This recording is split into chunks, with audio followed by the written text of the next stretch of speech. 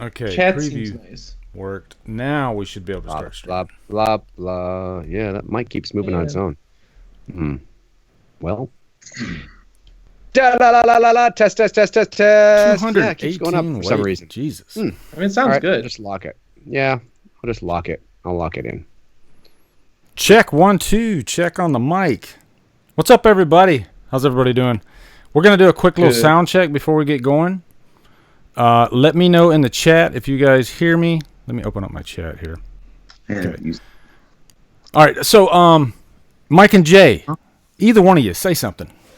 Hi. How you sexy fuckers doing? Sweet. Okay, great. 100%. My name's Yev. Jimmy. Howdy, folks. Dave McRae here. Dave McRae.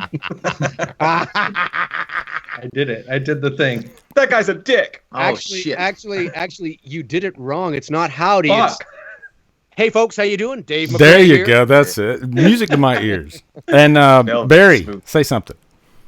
Hey, folks, how you doing? Dave McRae here. You did it better than Dave McRae. I feel like we missed the train. I think Barry did it better than me.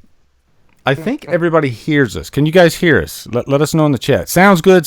I think we're good. Okay, guys, we're gonna play a little intro for you, and then we're gonna do this thing. All right. So, hold on for the intro.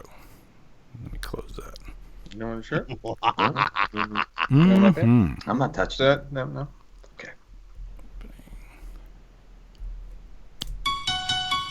Now. Ooh. Now. Make it ugly face.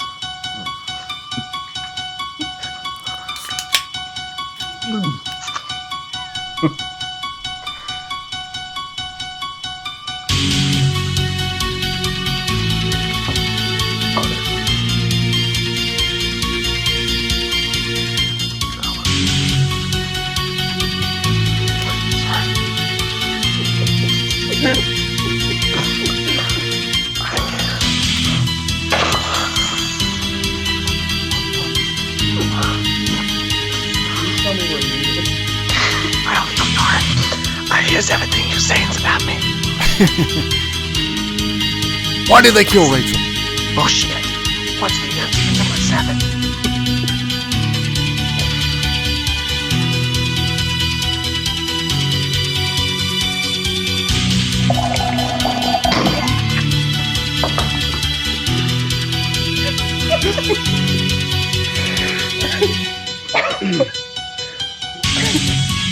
Professional. That sounded really juicy, man. It ain't done yet. Oh, well, all right.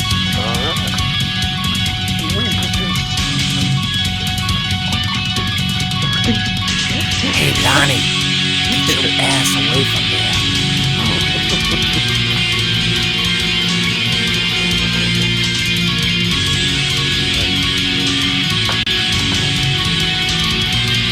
I'm jumping out.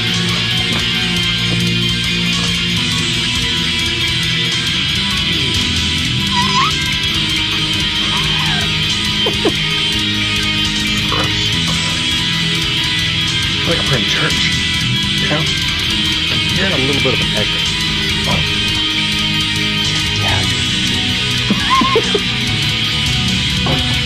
Dad? Dad? I knew it.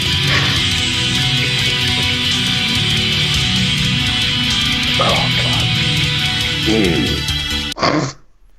Hello, everybody. How's everybody doing? Let me go to my scene over here. Okay, cool. I'm hoping we don't hear an echo right now because I heard a little echo on the music. So we're going to get this thing going, but let me know if you guys hear like a strong echo or anything. But welcome to HallowStream Kills. I was originally going to call it HallowStream 4, but then I thought, you know what? Why not capitalize on that name and just call it HallowStream Kills?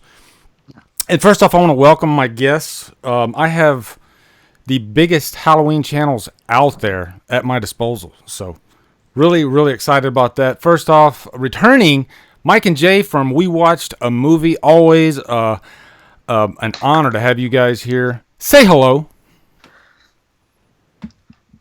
Uh-oh. Hi, Oh, there he goes. You scared me. I'm Jay. Jay, you scared the shit out of me. I was like, I don't hear anything. The goddamn mic's out again. Oh, fuck. Yeah. Hey guys, happy to be here. Very Quinn honored. Suocho. Sweet. Next up, we got, hey folks, Dave McRae here. Dave, say hello. Hey folks, how you doing? Dave McRae here. Good to be here. I'm happy to be talking Halloween with other Halloween enthusiasts and channels, and this is my first time meeting, cyber meeting, I guess. Barry of Wolfman's Got Nards and Jimmy Champane. So this is going to be fun. I'm really looking forward to it. So ready to rock. Yep, and thank you for teeing me up on that one. It's really, really cool to have. Well, I guess what I would call the other two, even though I'm sure there are more Halloween-centric channels out there, but I wanted to get these. I know of these two. So, first off, Barry, we'll call him Barry. He said call me Barry, but I always call him Wolf. But pleasure to have you here. Say hello, Barry. Hello, everyone. I was a little bit nervous that nobody was going to understand my accent, so I'm going to try and keep it as posh as I can. But yeah, thanks for bringing me on, Lee, and hopefully we have a blast. What did you say? No, I'm just kidding. What? I was like, what? No, I'm just kidding. And then lastly, but definitely not least, the ever so glowing Jimmy Champane. Say hello, Jimmy. Hello, everyone. I like being called glowing. That's really nice. I like that. I've never like been he's called pregnant. glowing before. Yeah, Yeah, you're always glowing. with Mike's baby. Yeah. Oh, fuck. He's gonna be a masculine child. Oh yeah. So we got Good a luck. jam-packed show for you guys tonight. I'm glad we did this at 10 too. I don't know. I seem to work better the later we go, I guess. But we're gonna talk Halloween for 2 hours. Halloween Kills. There's a lot of news that has come out over the past year. It has been a year as of next week that Halloween 2018 came out, which is insane to me. Like, wow, this year's just flown by. We're going to talk a little bit about Halloween 2018 at first. But first off, and this is a question I had asked Mike and Jay and also Dave, I believe on the first HallowStream. So I was curious about Barry and Jimmy. Barry, we'll start with you. Halloween, what is it about the franchise that like really hooked you in and made you want to like put out all these updates? Tell me a little bit of your story there. I think one of my earliest memories is actually horror films. Me and my dad would always watch horror films when I was a kid. I think I must have been about 4 years old. I watched a movie called Just Before Dawn from 1981. And that's one of those horror movies with a lot of good scary atmosphere. Like, you don't see a lot of things happening on screen. You just see, like, the Brad Fiedel does the score for that, and just the score was amazing. And I always said to my dad, is there any other movies out there that are not too scary for me but they have that kind of atmosphere? And he said, well, let's watch Halloween. So I thought, okay, let's watch Halloween. And I must have been about 5 at the time when I first watched that back in 1989, I think it was. And I was just hooked from the very beginning. I was just, from that moment on, I just loved Halloween. But I think what got me into Halloween more was Halloween H2O. I know a lot of people don't like Halloween H2O, but I was old enough to know what movies were. I was old enough to buy movies then as well. And I think that the nostalgic feeling didn't come for H2O until recently. But I just think everything about H2O, everything about the original, movies in between it were good and some were great. But I think Halloween 1 and Halloween H2 was always that kind of nostalgic feeling for me, and it was all thanks to my dad when I was a kid. And again, like what all you guys saying, when you saw people in the theatre, my dad had no problem with me seeing people get murdered and killed, but when it came to the boobies, it was like, don't look. But yeah, that's my kind of intro to Halloween. Awesome. Jimmy, give me your backstory on this. I'm really curious, actually. All right. When I was like really little, like 5 years old, my mom's friend was babysitting me and she let me watch Jurassic Park. And my mom considered that the like barrier of entry for any movie ever after that. So I basically had free reign to watch whatever I wanted. And then I caught Halloween. We got it at the video store and I just loved it. And that's my first real horror movie. Like Jurassic Park was scary kind of when I was 5, but Halloween was like, whoa, this is legit. I love this. And then from there, it was just like anything I could get my hands on. But I skipped from 1 to 4, and I really liked Jamie as a character because I was around the same age as her when I watched that movie, so it was really easy to like empathize with her. So I always would watch 4, 5 every year on AMC Fear Fest, and so I would always go 1, 4, 5 every year, and then when I got a little bit older, like middle school or high school, I discovered that there was like more of the franchise, and I watched the rest of them and just kept going from there. So that's the abridged version. Yeah, to me, it's one of the most addictive franchises out there for so many different reasons. And I'm like a Thorn trilogy nut. For some reason, I just freaking love that Thorn trilogy. And then you'll have other people like Dave, who's just a purist. He loves those first couple movies. But, there's fans for like every timeline in the franchise. And I think that's just so interesting about it, more than any other franchise. Anyway, and I think it's just like the Halloween franchise brings out, horror in general brings out the crazies, but for some reason Halloween even brings out even crazier, if that makes sense. So yeah. Okay, so next thing I want to do is I want to jump into Halloween 2018. The dust has settled. It has been a year since this movie came out. We've all probably watched it at least 4 times. I'll start with Dave. Dave, any different opinions about the movie since it came out? Do you like it more? Do you like it less? Go ahead. The 2018 film? Yes. No, I think I like it about the same. I've said this on my channel a lot. I don't think it's a bad film. I think it's right in line of what a modern day horror movie sort of is. But I think what they did well, they did really well, which is what makes what they didn't do well that much more frustrating for me. And I think it's mostly a movie of missed opportunities for me. And I think it's a very good modern day horror movie with some Halloween-y things thrown in. And I think that I wasn't looking for a carbon copy of the original, but as I've said, there's certain aesthetic and certain continuity in terms of character and execution in terms of style that when you're making a sequel to the original 1978 film, I expected to see carried over. And I saw it in moments, but just not as much as I think should have been there. I think it was fine, but it was, just a movie of missed opportunity. Certainly not the worst. I would probably, if I had to rank the movies, man. All right. Well, if I had to rank it, I'd probably put it as, the first one, the second one, and it would probably, I dip between either Halloween 4 or Halloween 2018, depending on how I feel. I'd probably put it somewhere in there. It's well shot, really well executed. There were just certain creative decisions that I just did not agree with in terms of the comedy, in terms of some characters. And I'm just like, what are you doing? Because they were like, no, what do you do? You know what I mean? Kind of felt that a little bit with it. So nothing's really changed for me per se, but yeah. I'm going to move over to Mike now. Because I know me and Mike kind of agreed on Halloween 2, and I think Jay too. J-Dog, but I was late to the game on that one, Jay. Sorry, but I'll give you $10 later. Went out with a whimper. But Mike, give me your opinions now on Halloween 2018. It's weird. A lot of what Dave said was actually I totally agree with it. Like for me, seeing so many bad sequels, and not even bad sequels, because if you guys know us, we love them all in their own weird, fucked up way. It's like that ugly, even like the bad movies, it's like that ugly kid you have. Like, I love you, but you're my fucking kid. Like, you're a piece of this franchise, and I'm not going to leave you out in the cold to eat fucking SpaghettiOs alone.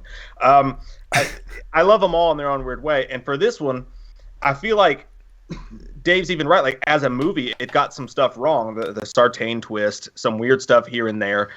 You're absolutely right. It had a chance to carry over some of the mood and the tone of the original movie. And that would have made way more sense than doing any kind of fan service or anything like that. That would have been more true to what it was supposed to be as a sequel. At the end of the day, though, when I rewatch this all the time, I see the same things that everybody else sees that are wrong with it too. All the people that down it, and some people that really just like legit hate it. I see the things that they say. I saw those when I watched it the first time. But for me, you got so many sequels that did so many like imperative things just inherently wrong. And with this movie, it felt like they got the pillars right. Yeah. And I always go back to that when I watch it. The Mask was fucking amazing. And you're hard pressed to find anybody who doesn't love The Mask. And how many times do we see somebody fuck up The Mask? At Halloween 4, could you imagine? I still want someone to go back and deep fake that shit. And just like put the original Mask in Halloween 4, take out the numbly bumbly fucking walking and shit, and that movie would be amazing. Oh yeah. And this movie got The Mask right. Regardless of how you feel about Jamie Lee Curtis, the way that how deep her pain was when she's in her car screaming to herself, how serious they took that. How many movies in the 90s or the early 2000s would we have seen try to make a sequel to the original Halloween movie, and they would have just made that a joke? They at least took what she went through seriously, and they gave it a serious plot. And I feel like we're very lucky that they took it that seriously, and that the people behind the scenes cared about it enough to take it that seriously. And I thought that James Jude Courtney as a Michael Myers, they could have shit the bed on that, and he was fucking great, and the Mask was fucking great, and it wasn't a terrible movie by any means. The closest thing they got to awful was the Sartain twist, but it didn't fuck with Halloween lore. It didn't do anything that's just really gonna shit the bed. It was bad for that movie. But I see problems. I see faults. It's not a perfect movie, but the way I see it now when I watch it is I go, the pillars are there for the next movie to take everything that the first movie did wrong and make it great. Because you got a great Mask, you got a great Michael, you got a great director, you got a production company that cares. And I feel like it gives me a lot of hope moving forward when I watch it now. Even though I see the flaws, it gives me a lot of hope moving forward.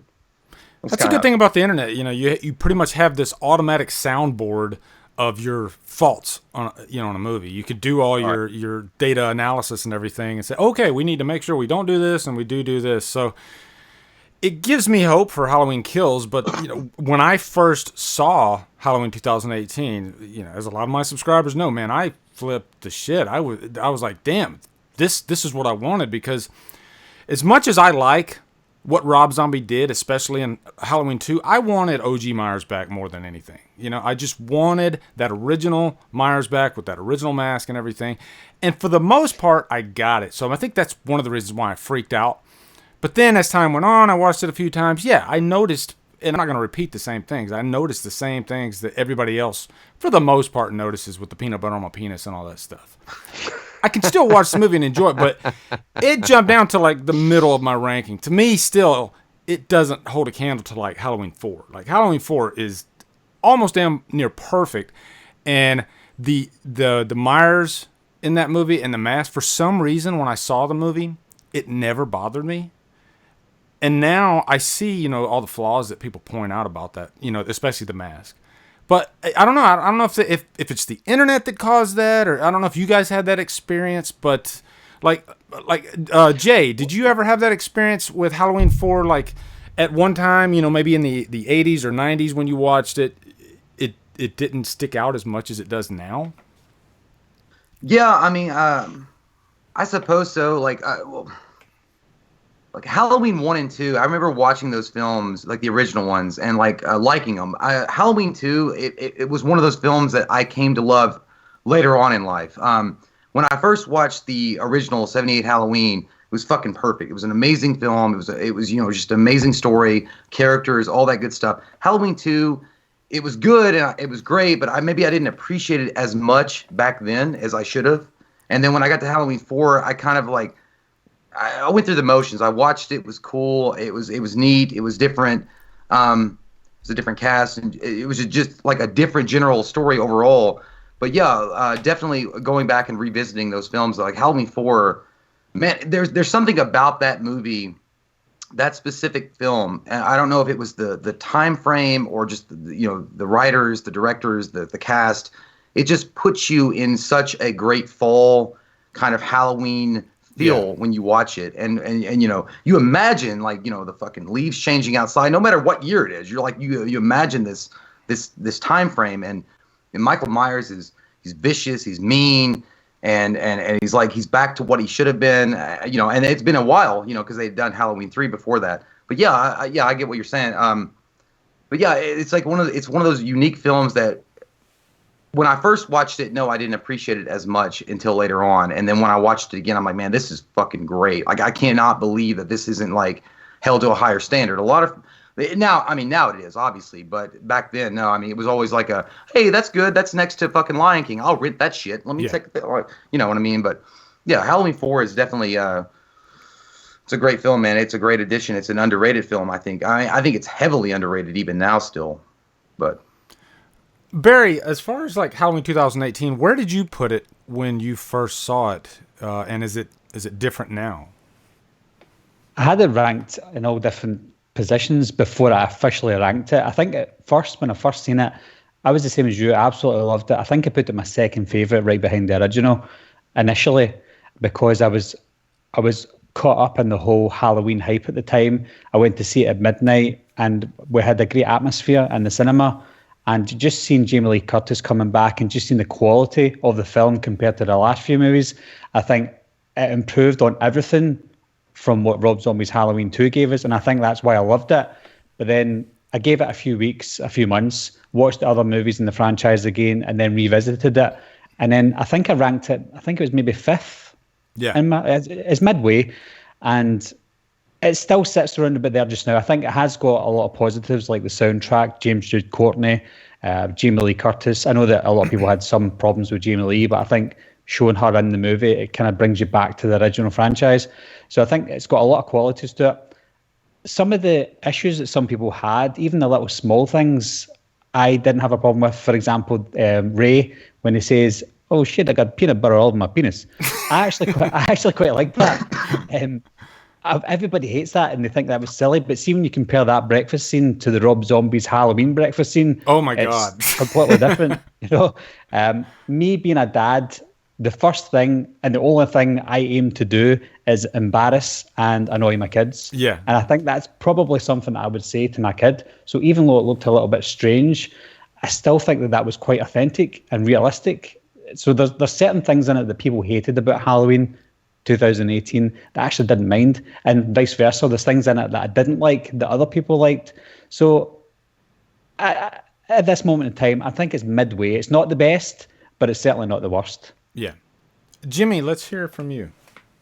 So I haven't done an official ranking or anything like that, but I keep doing videos on Halloween 2018, so I keep having to go back and rewatch it. And I definitely see flaws, especially on the technical side, like from an editing standpoint. Once you get into the third act, it gets really messy with stuff that doesn't necessarily fit together. And that bothered me from the beginning, honestly, the way it just it goes very slowly for the first 2 acts. And I like that. It's very slow, methodical, very well thought out. And then once they get to the third act, it's oh shit, I don't know what to do. I don't know what to do with all this. It's they had all the pieces right there, and they kind of got put in the wrong order for me a little bit. Yeah. But I went back and watched it, and I think they're doing some really good stuff. The things I care about as a Halloween fan, this is the first Halloween movie that's coming out in theaters for me in my lifetime that I'm old enough now to appreciate it from a filmmaking standpoint. So for the other movies, I can go back and look at them, years removed from when they came out with no hype behind it. I don't know what it was like when H2O came out.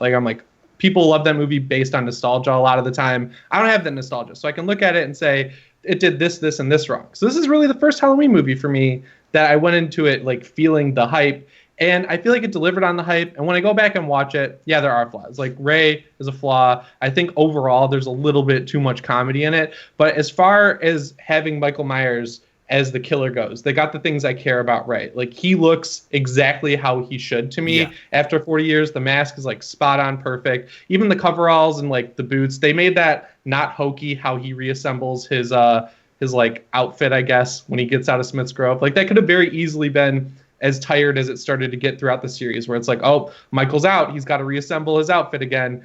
And I don't know, I feel with how scattershot, just in terms of tone and look and feel, these movies have gotten over the past 40 years, really, I feel they recalibrated in a really good way to take it forward with new sequels. So what I'm really curious to see is how Halloween Kills makes me feel about Halloween 2018. Because right now I have no problem going like Halloween 1 and then ranking 2 and 2018 right after each other, and then 4. I'm not like one of those people who goes, well, the first 2 Halloween movies and then everything else doesn't matter. I'm always going to put 4 up there with 1 and 2.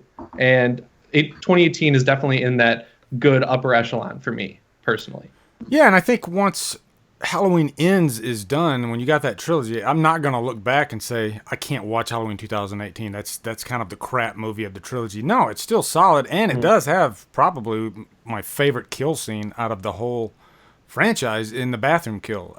To me, that still really holds up. I mean, it's very emotional, it's vicious, and it felt like, or unlike any other Halloween kill I'd ever seen up until that point. I was like kind of in shock in the theater. I was like, wow, I can't believe this is going down. Like Myers is, it just, I don't know, it just felt different than any other Myers kill. It didn't feel cliche. So at least it has that. The teeth were great. I like the one take. The one take was what they really needed to get right, because that's such a classic staple of the series. And as far as I'm concerned, they nailed that. That's an extremely hard thing to film, especially in a 2018 movie. Like production schedules are like so fast and quick. Everything's got to be like go, go, go. Especially with this movie, like they did not have a long time to film it. Like they had to get it done. And to get that one take as solid as they did, I was legitimately impressed. I was like looking for cuts. I was like, is there going to be a cut? And I didn't really see any, so I was impressed there. There wasn't a cut, but they actually shot that 11 times. I mean, it's long. It's fucking so long. Yeah, according to Marion Singh, who was the woman that got killed at the window. She said, it is. They shot it 11 times. But Jimmy's right though. I mean, you don't have a lot of time, and of course that doesn't include. I don't know if that 11 times included rehearsal, because it's not like you just set that up and go, okay, here's what we're going to do, let's do it. You're going to rehearse it 2 or 3 times before you actually shoot it, and I mean, it's I mean, like a lot of the things you guys talk about. I hear you talk about it, and you're like this, and I'm like, yep, that was good. Yep, that was good. Which goes back to my point. It's like what they did well, they did so well. Totally. And then what they didn't do well really stood out for me. And but to be fair, to be fair, I'm that Halloween purist guy. I'm the guy that goes in going, okay, well, if you're telling me you're doing a direct sequel to the 1978 film, then I have certain expectations that I expect to see, because that Michael Myers, you're telling me that that's the same man from this movie, not 2 or 4 or 5 or 6. He's from that movie. So there's certain character traits and certain things about his character, or the way you utilize the shape, the way you show the shape or not show the shape, that I expected to see. And I saw glimpses of it, but not totally. But I forget if it was Jimmy that said this, or Barry, or Mike and Jay. I forget now. But one of you guys said that there's an opportunity here to, okay, we did this. Now here's an opportunity to sort of split the difference, and now sort of lift this side up a bit, maybe keep this side here, and see where we're at. And because, I mean, maybe there is an opportunity here to actually fill in those gaps, and because I liked the character of Sartain. I liked the character. I just hated what they did with him. Dude, because it's just completely agree. It's like slapstick. It's like the cops in Halloween 5 where they're playing the like like that dumb music. It's like it got to that level of Sartain for me. I'm just like, why are you doing this? Like that scene where they cut. I'm so glad they cut it. Where he's picking his nose. I'm like, that's the one where I'm like, it was funny. I thought that was a blooper. That was actually going to be in the movie. I'm like, why did you film that? Like, I'm pointing at my brain. Paper.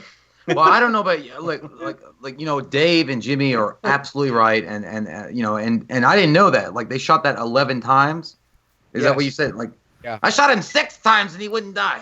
But either way, but yeah, that's crazy. Yeah, like what Dave was saying about missed opportunities and things like that. Yeah, definitely. And the character of Sartain, and I think me and Mike and Dave will agree. Like, the character was fine. Like, there was nothing wrong with the character. But you're absolutely right, Dave. That twist was some bullshit. That was like some M. Night Shyamalan bullshit that does not need to be in the film at all. Like, zero. Wow. And you're like, why did you do that? Like, and he killed Will Patton.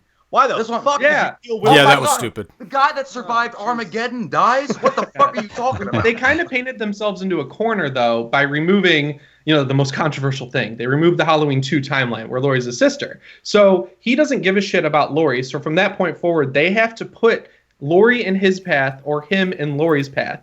So they're like, they basically put them as far apart as possible, and they set themselves up for failure with their house. It's like, Because they're like, but- we got to get him to the house. Like, so Sartain is that key, and it's not done well. Yeah, It it feels felt like like they a were like- bridge that didn't work too well.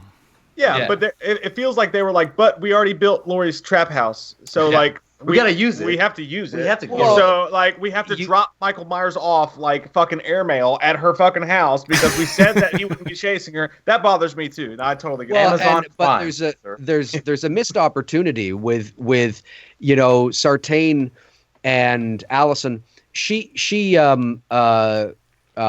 exits the cop car and runs into the woods. Well, you know what? Why don't you just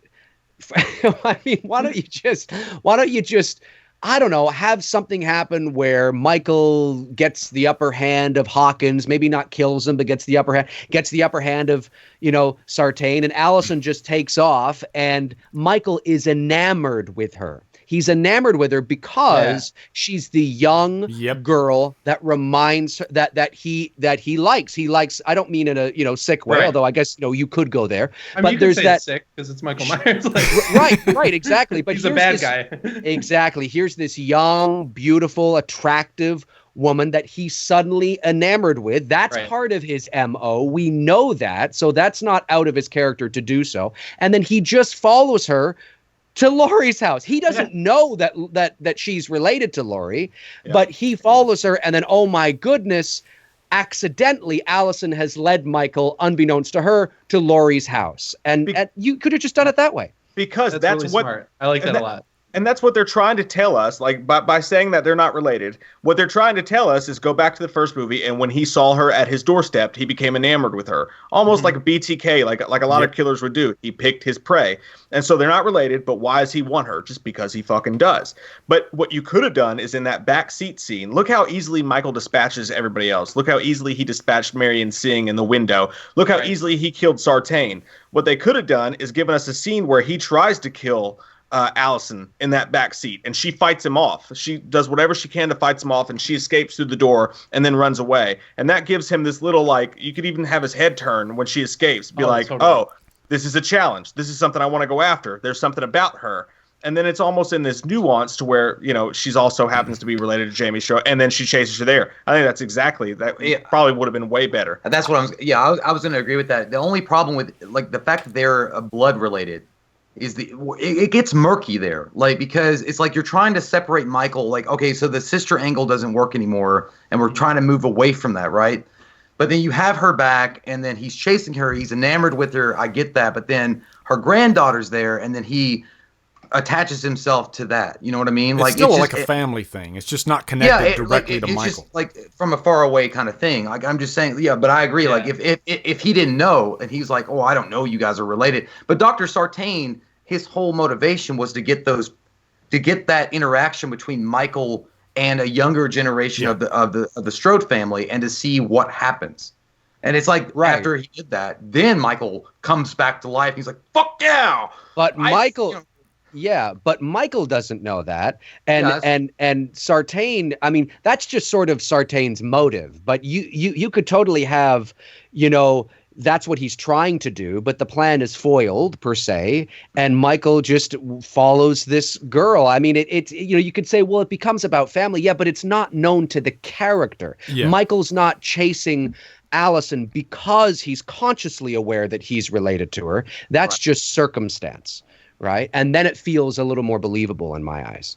I think Allison is the perfect personification of what Dave is talking about, as far as like they were almost there, but they didn't quite get there, because I like Allison as a character, but at the end of the day, did they really do that much with her? Like, especially the scene, the Shape hunts Allison, which that music cue is just phenomenal. Yeah, great track. Like, but the scene doesn't really go anywhere. She sees him, she screams, and then she runs to this house, and then she gets in the cop car. It's just like all those missed opportunities with her. So I guess in these next movies, I want them to really try to capitalize on Allison, maybe move away from Laurie Strode a bit. I think That's what I that's what they're doing. But I'm really curious to see how they continue with that plot line of Laurie and Allison, like, because they very clearly established that he really doesn't care about them, like any of them, and they're gonna have to continue to keep inserting themselves into his story, really, because it's like they've kind of made Michael is just basically walking in a straight line, and they just have to write around that straight line and make sure that other characters' lines intersect with Michael's line, and it's confusing to think about from that standpoint. And I think they were a little bit set up to fail there with how few days they had to shoot this movie. It was a very rushed production, and they also don't have a huge budget to go back and reshoot things, really get everything right. So like on the one hand, I want to say like, yeah, they did a good job with what they had, but that feels like an excuse. So it still bothers me that they have all of these little teeny issues piling up, because like I totally see where you guys come from with the negatives, because it really is like death by a thousand cuts. Like all of the key pillars, like Mike said, are there, but there's just like little chips at the bottom of those pillars, which is just all the oversights and missteps that it has. And I see those when I watch it, but at the end of the day, at the end of the movie, I'm like, man, that was so fucking good. I just still love it. No, but I noticed it while I'm watching it. Barry, you've heard us talking here. Is there anything that you sort of agree with what we're saying? Maybe you disagree with what we're saying. Is there anything that you want to add to this? No, I agree with most things you guys are saying. There's one thing that I picked up on while you were talking there, and that was the introduction of Laurie meeting Michael for the first time in 40 years. That was a big issue for me. When you watched that happen in Halloween H2, which was only 20 years, that whole scene was a long build-up scene with John and Molly, and with Michael with the keys and stuff, and then when the door closes, he sees Laurie for the first time in 20 years, and you can see that was an epic scene, and it still is to this day. But then when you think of it in Halloween 2018, it's 40 years, so we've got to assume that none of these other movies existed apart from part 1 and 2018. And then when she sees him for the first time at the window looking up, it felt like that scene that's it gone. And you're like, well, that was supposed to be probably the most epic moment in the movie, and they just brushed past it, and that was it. And I think if you had the score where the shape hunts Allison, see if you had that kind of mood and that kind of score, and she sees them through a gate in the darkness with a little bit of light on them or something like that, I think that would have been better. But a more drawn out scene, but 2-3 seconds of her looking up, that was what disappointed me most, and that's something I picked up on when you guys were talking there. You just blew my mind, because I never really thought about that, but you're dead on. Like, they don't have that crescendo in between Laurie and Michael in Halloween 2018. Well, I think that's. Oh, Dave, go ahead. Oh no, I was just going to say to piggyback on that. It's one of the, like, I think there's no doubt that the soundtrack is splendid. I mean, it's that, what Carpenter and his son and I think it's his godson, isn't it? I think, or something like that. Yeah. What they did was absolutely fantastic. Oh yeah. But there, for example, the moment when, obviously, arguably one of the great tracks on the album is The Shape Hunts Allison, or whatever it is there, and that felt a little anticlimactic to me. Here's an opportunity where you have this woman running through the streets, and it's cut too short, in my opinion. Yeah. I would have loved to have seen her run into a backyard, hide. He's not really hunting her at that point. He just like looks at her and she runs away. He doesn't stalk her at all. There's no. There's nothing. He's just like, oh hey, there you are. What's up? I've been looking everywhere. I'm going to. That bothered me, but the track is so good that you're like, I get it. Exactly. Remove the track and put something else in there, and it might not be as It would have to be awesome. Like that could play with just silence. Right. That'd be fine. But if you extended that and you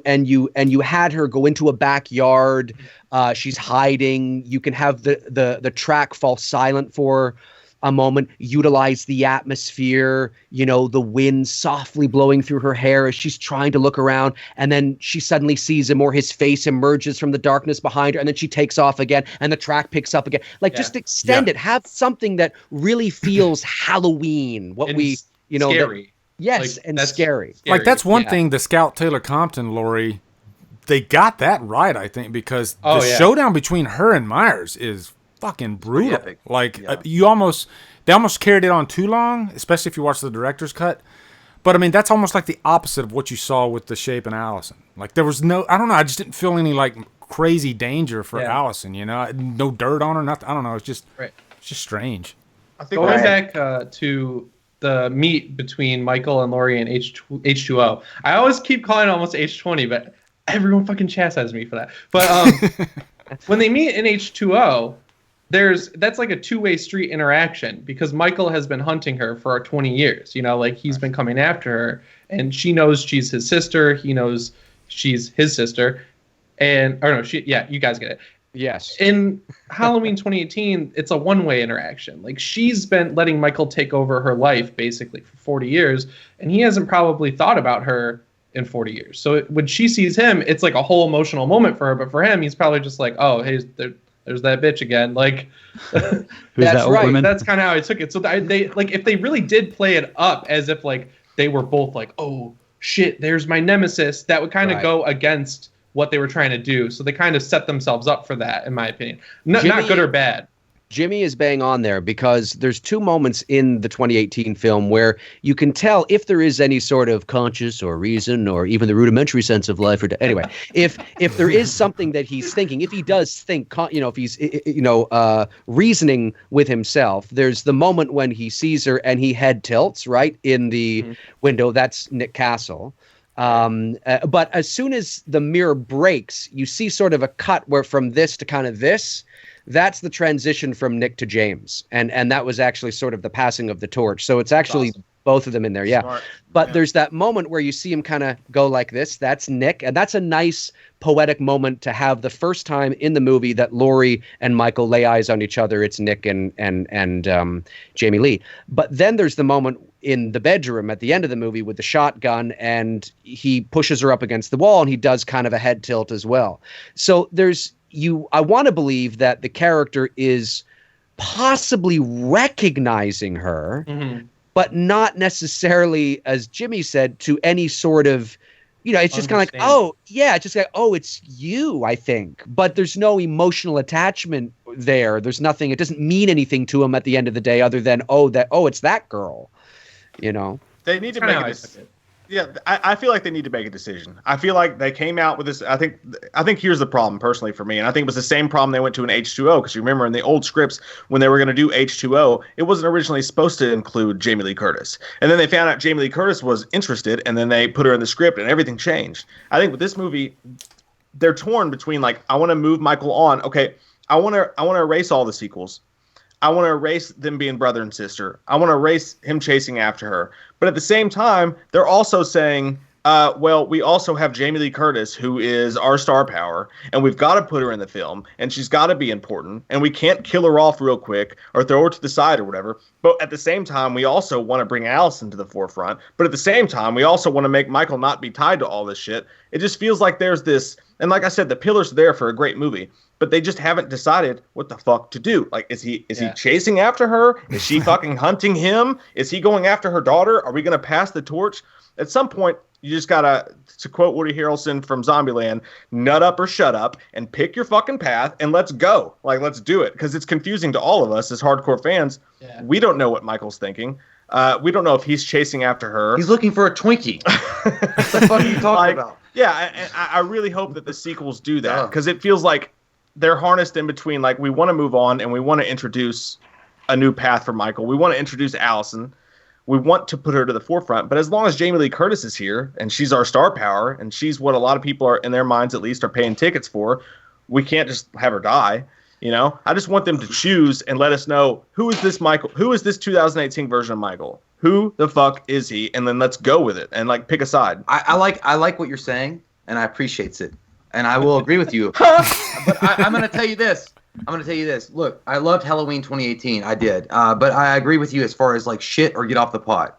Like, because I feel like the direction they could have taken, they could have gone, one or two ways. They could keep the familial thing going.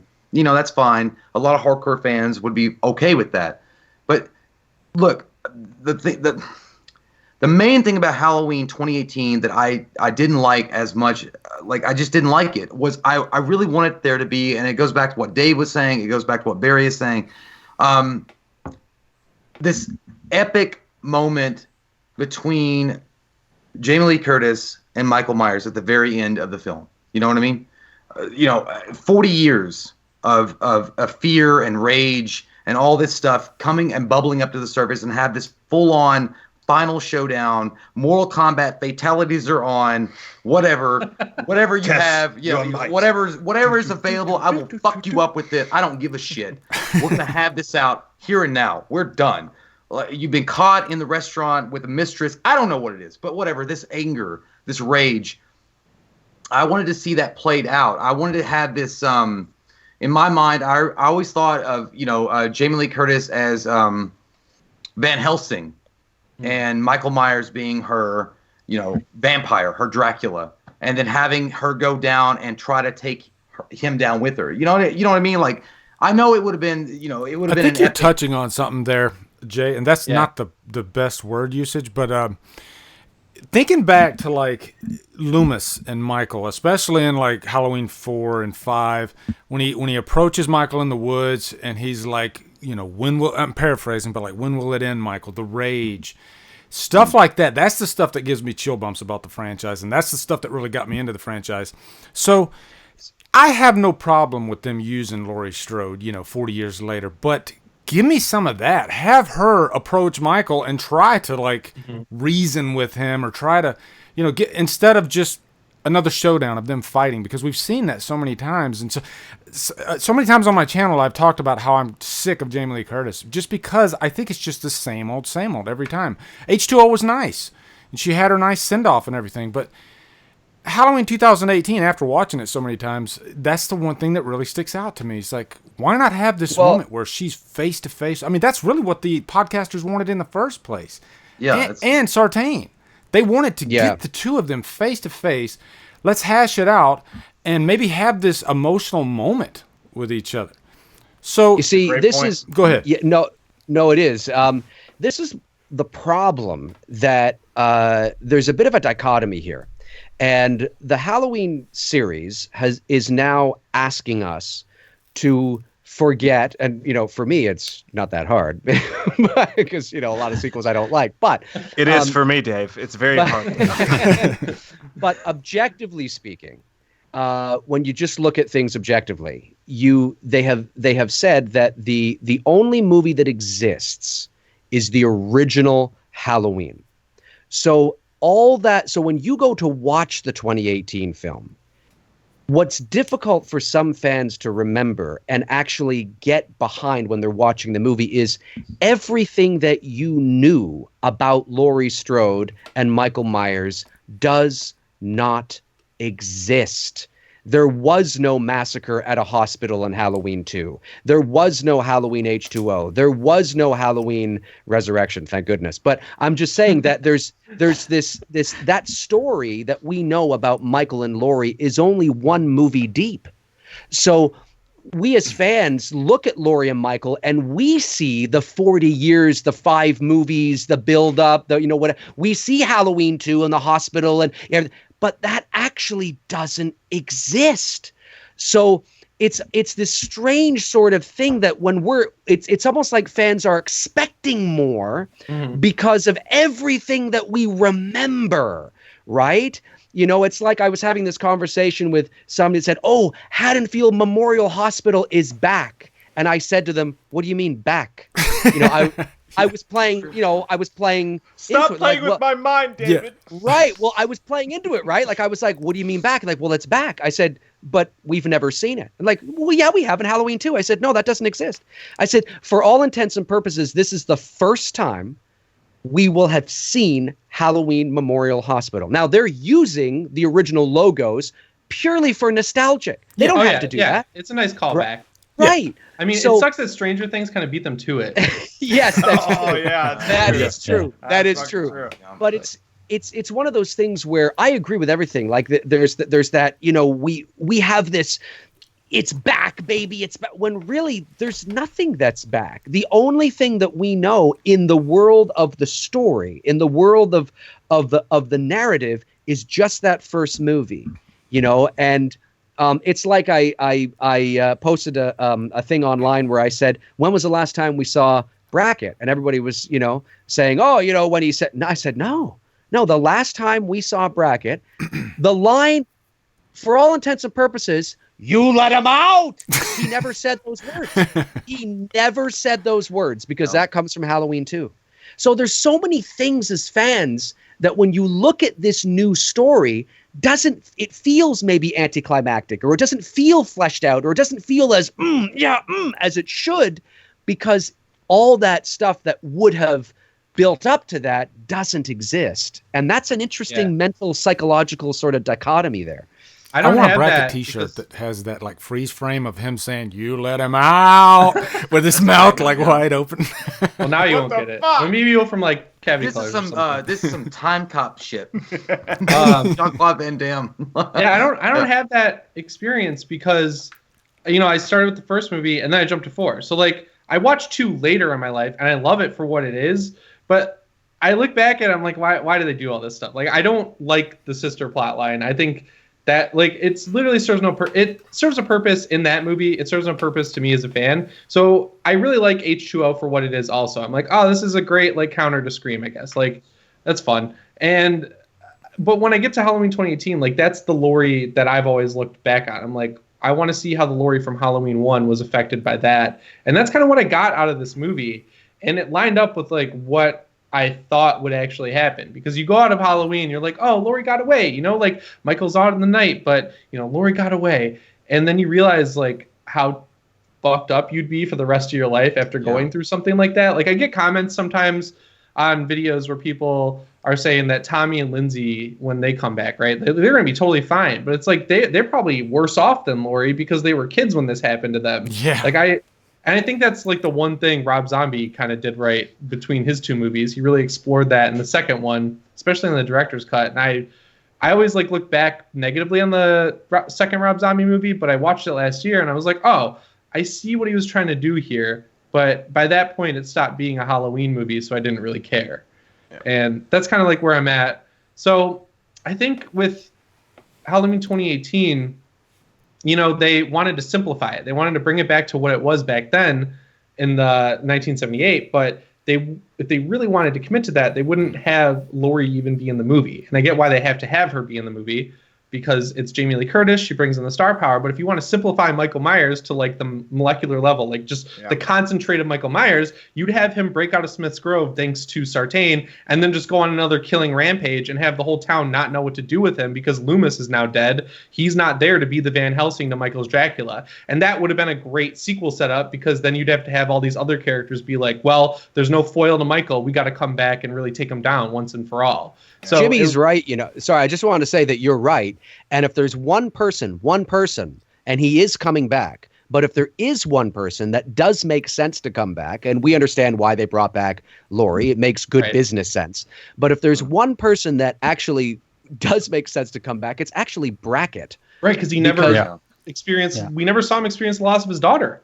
Because Halloween 2 is gone. Right, and he could be that authority figure, retired. Maybe he is the security guard now, whatever. That's sort of that authority exposition. That's like, well, I remember when, you know, and he's sort of that people, you know, like, God, is there anybody in the town that knows what we're dealing with here? Well, the old guy down the street who's now 80, right? You know what I mean? Yeah, something like that. The one that tells you get off his fucking lawn. Get off my fucking lawn, bastard. Isn't that it, though? Like, okay, so like you can, even with the idea that they were trying to go with in 2018, like, well, there's shootings and mass killings and there's been 100 serial killers and all this shit in the world today. Why is Michael Myers, who had one night, because in this timeline he had one night where he did what he did that one night, why is he such a big deal?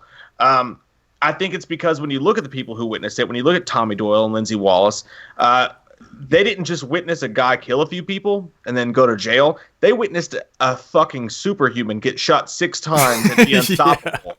Like it's one thing to go through trauma of having someone try to murder you, but it's another thing to watch a man fucking die and get up. And get up and leave. Like Frankenstein and walk on. Like that shit would fuck you up. You'd be like, no, I am going to go get these people from Halloween 4 at the fucking bar with the weird egg shit that they were eating, and I am gonna get these rednecks in a fucking shit, and we're gonna kill this bastard.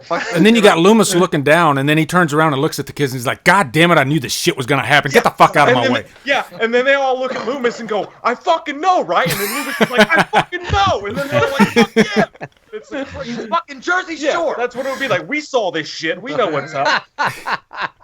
I never really connected in Halloween 4. This is a tangent.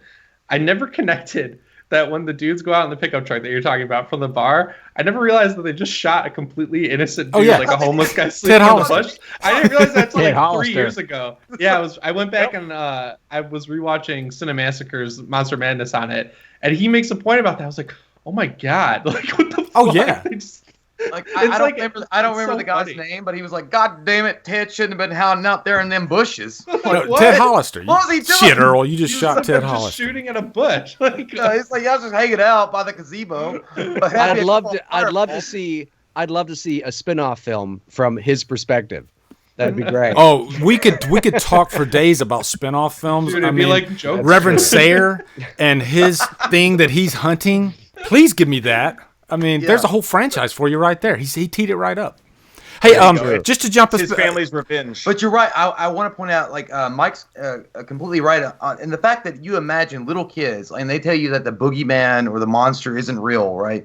And you see this man dressed up in this fucking weird William Shatner mask that's spray painted white for some reason. Whatever. I'm not gonna like delve too far into that, but like he's killing all this stuff, and then they shoot him. Right, Dr. Loomis comes in, he saves that and he's still fucking alive.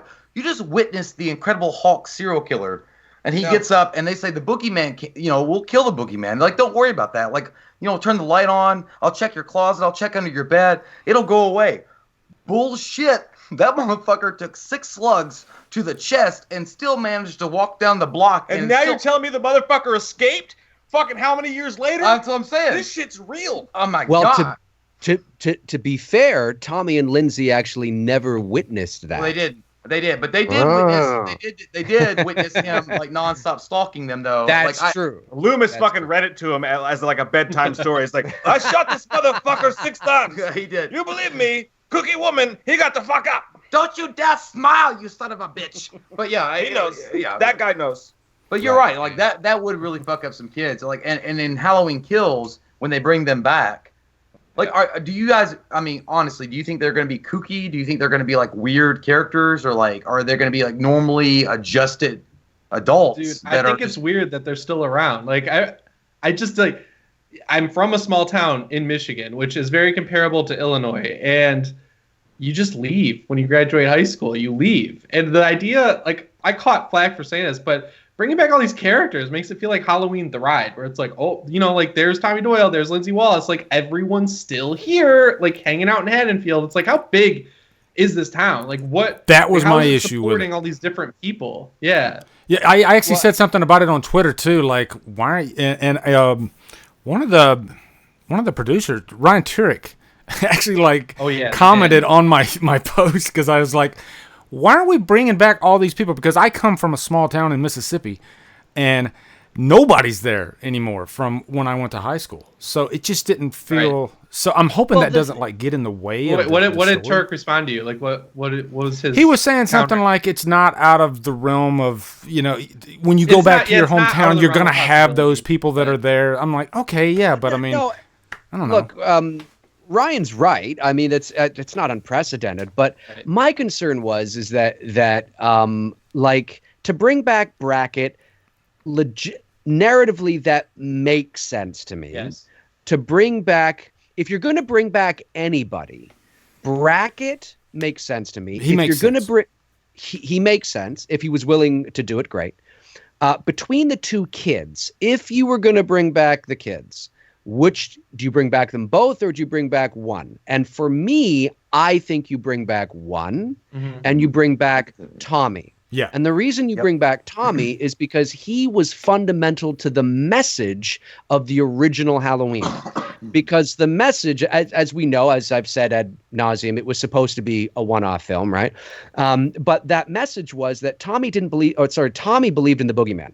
And, Laurie, what's the boogeyman? And boogeyman, and all this kind of stuff. And he was bullied about it, right? Boogeyman's good. You didn't boogeyman. You know what I mean? And he spent the vast majority of the movie thinking he sees the boogeyman, trying to convince Laurie there is a boogeyman. And Laurie says there's no such thing. And then by the end of the movie, Laurie realizes, oh my God, she says, it was the boogeyman. Yep. And Dr. Loomis says, as a matter of fact, it was. And so Tommy is integral. He was the kid that she was babysitting. Lindsay was just there because Annie wanted to go fuck Paul. Right. So, it's like, it's not that you couldn't bring back her. I get it. She's, hey, come on, it's Lindsay and I get it. They're iconic together. But as, Jimmy said, I mean, okay, so now you got Brackett, you got Tommy, you got Lindsay, you got Marion Chambers, and you got Lonnie Lamb. I'm thinking, does nobody leave?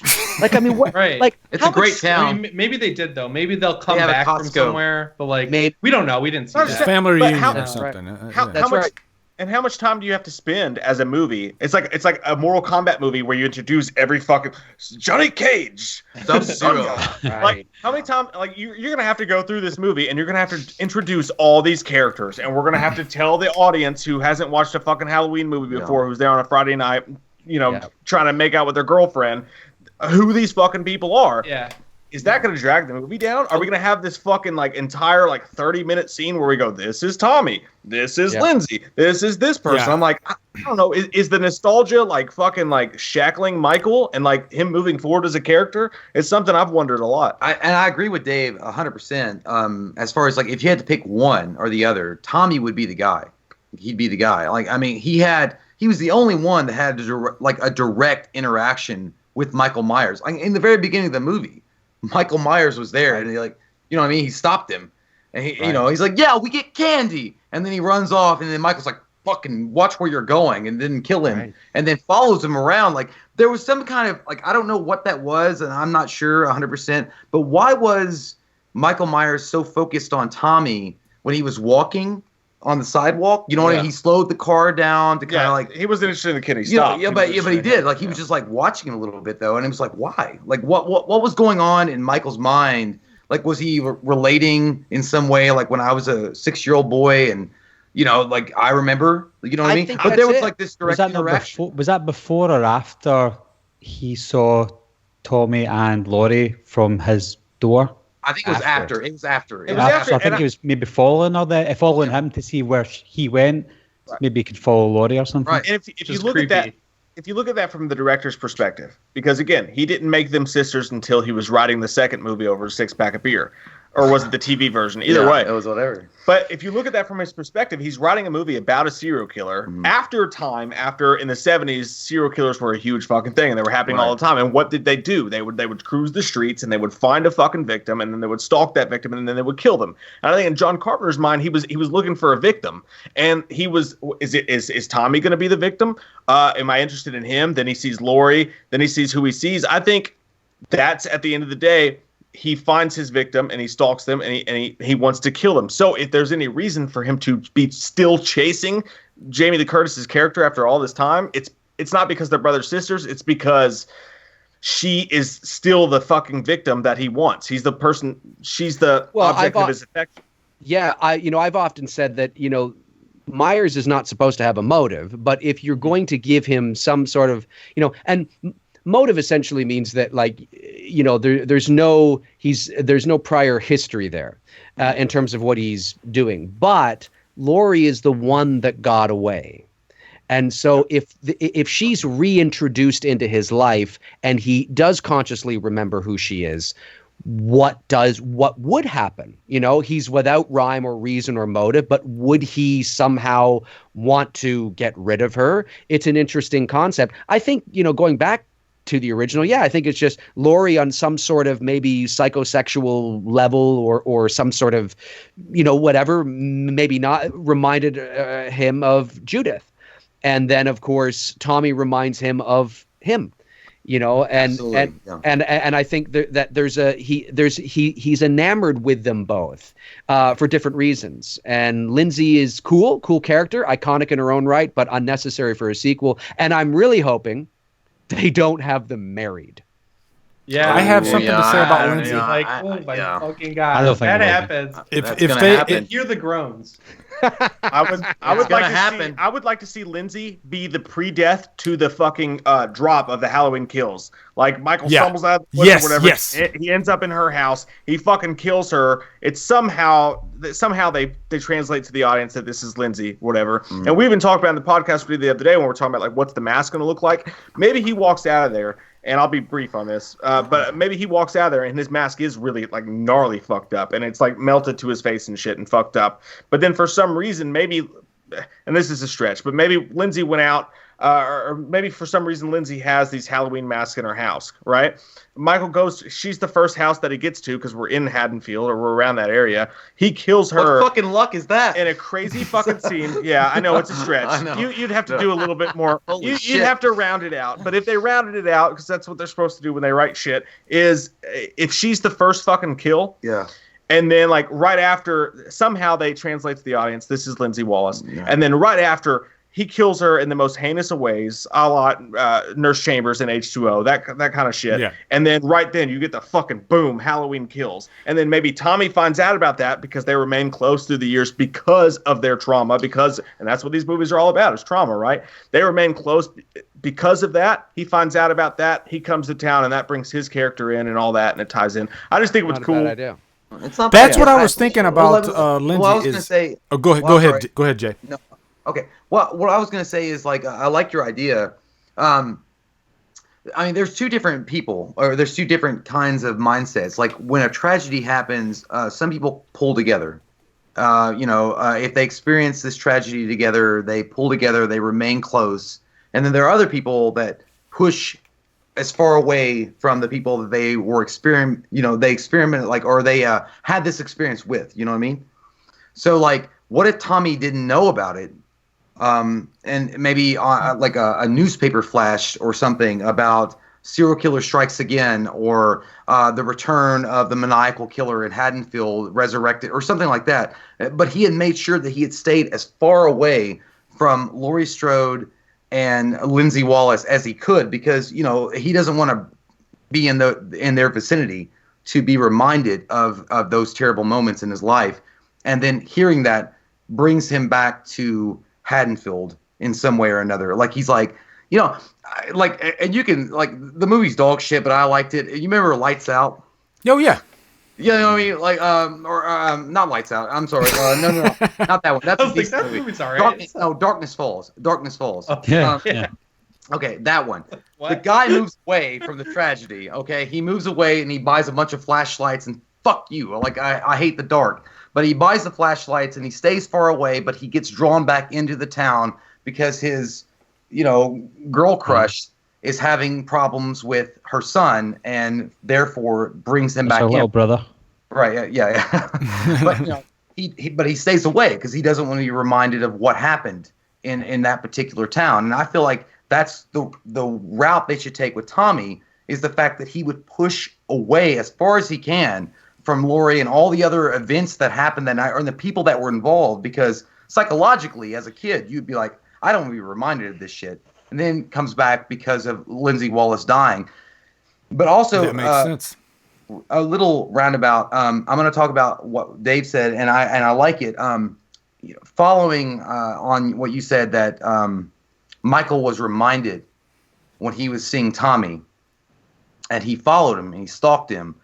Not necessarily because he wanted to kill him, but there was something about him that brought some kind of strange feeling from the back of his mind, like what it was like to be human a long time ago. Like the emotion or the experience of just being a kid and having this kind of no responsibility. And there was just something, you know what I mean? Like it wasn't a terrible killer shark kind of attitude, but it was like, there's something about that kid that, man, if things had gone a different way, I wouldn't be the way that I am. I don't know. Right? No. It's not a bad sort of thing to think about, because we actually have no evidence that suggests that he would have even killed the children. There's nothing to say that he would have. And it's possible that the boy is a symbol of, oh, he might lead me to the girl. But the boy is also a very young blonde-haired kid that may remind him of himself. And when you are locked up from the age of 6 to all the way to 21, and if you are just sitting in a room staring at a wall, not seeing the wall, which is more, I'm sure he did eat and go to the bathroom. Somebody be like, he did nothing, man. He just looked at a wall. I'm like, 15 fucking years, man. He went into hibernation. I think he did a little more than that, but no, he didn't. He didn't. Yeah, but he would in his mind be very his social development and any sort of social cohesion or he'd be very childlike in his mind. So there's a curiosity, not baby-like, but certainly simple. And just very matter of fact and boom, boom, boom. And he sees this kid and with this girl. And I think there's a two thing there that sure, the kid might follow him to the girl, but, or lead him to the girl. But yeah, there's certainly a reminder there. He's a 10-year-old or 8-year-old, whatever he is, blonde kid, Speaking of Myers, I kind of want to transition to Myers as a character real quick. And I'll throw this one at Barry, actually. As far as Halloween 2018 delved into Myers as this like dark, mysterious character, especially when at the beginning of the movie, Champane mentioned it. They don't really explore that too much more after that. Do you want them to actually go further in this movie, or do you want them to pull back and not really? I mean, for me, I've always been a big fan of Myers as like, what is going on in his damn mind? I love the evil side of him. So, Barry, do you want more of that, or are you fine with the trajectory that they're on? I'd actually like to see less of what they're going for. I think we heard a lot more about Michael Myers in the 2018 one than we did in the first movie, because we didn't really know who he was. Yeah. All we had was that 3-4 minute scene at the start, and that's it. That was perfect. I think what we saw after that in the first movie was great because we knew nothing else. We don't know why he's killing.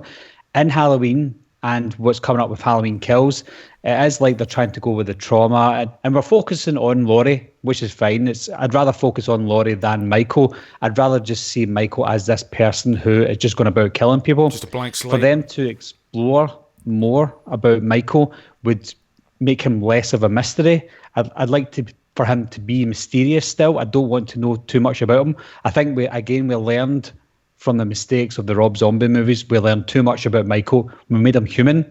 We gave him reason behind what he's doing. So when he actually does things, we know why he's doing it, but we don't want to know why he's doing it. I'd rather not know why. I'd rather then go into it blind and just seeing him killing these random people and not knowing why. I think that's the scary part about Michael, and I think that's what makes the original far superior than the rest of them, because after we find out he's related to someone, he has a reason for doing what he's doing. So as he's doing it on the way through all these movies, we're like, okay, he's after his sister. We know who he's after. If his sister's got a kid, he's going to go after that person again. We know why he's doing it. But for him to kill these random people makes it a lot scarier. And that goes back to like the scene in the 2018 movie, like what you said, Lee, in the bathroom stall. He didn't have to kill that girl in the bathroom. He didn't have to kill Aaron, but he did. And I think that's what makes those two kills more impactful, because all he needed to do was take the mask from the back of the trunk and that's it. Yeah. But he killed them anyway. So I think that makes those killings more realistic, because he didn't have to do it, but he'd done it. But going after somebody and giving us a reason, giving us a backstory about Michael, why he's doing these things, I think it takes away the mystery. Great point. Great point, that's actually. Amazing, by the way. Oh my God. Like the fact, because he's Scottish and the way that you explained it, Barry, it's so much more significant. Especially the Scottish accent. I know, man. It's like it's so like I'm gonna fucking record that shit. That's a big, I agree with him completely. Like, I never thought about him not having to kill the podcasters. It's just like right. It's they could have just gone and taken the mask. Like that's I know. That's it's really like cool, dude. Yeah, great point. Great point. Yep, absolutely. What I was gonna say is I don't mind them doing that as long as I think they should raise questions instead of give answers, and that's kind of what they did in the later sequels, the ones that worked anyway. Loomis would, he would come to the audience and say, there was no reason, no sense of understanding, just little things like that made you say, ooh, yeah, what's he talking about there? That's creepy what he's doing. But he would never tell you anything else. He would just tell you about his experience with Myers and not being able to crack that code, I guess. So I guess that's the problem that Rob Zombie had, is he went way too far with it. I mean, he was remaking it, so I see why he would want to do that, right? Like, he's trying to make his own movie with these already pre-established characters and ideas. I just don't think he's the right guy to remake a movie. I feel like you should always just let him make the movie he wants to make with his own characters that he's coming up with, and he proved that himself. Jason from Sinister Cinema Reviews, he says he thinks Halloween Kills should be set 40 years after Halloween 2018. Agreed? Oh, shit. Because then they have to make him supernatural. Michael would be 187. That motherfucker would be like he'd be like floating around the killing field. So Yes, do he we think, would.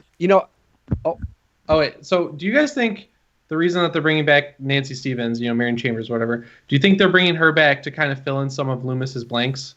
To use her to give Michael the backstory. Like, what purpose does she serve? She barely encountered him. No, you're bang on. Because here's the thing, like, going back to what I said earlier, which was, all those movies that we know and that some really love don't exist. Mm-hmm. So, what happened to Marion? So Marion, we didn't last see her, smoking a cigarette in the car and rushing out of the car because there was an explosion. No, we last saw her at the beginning of Halloween 1978. Yeah, that's it.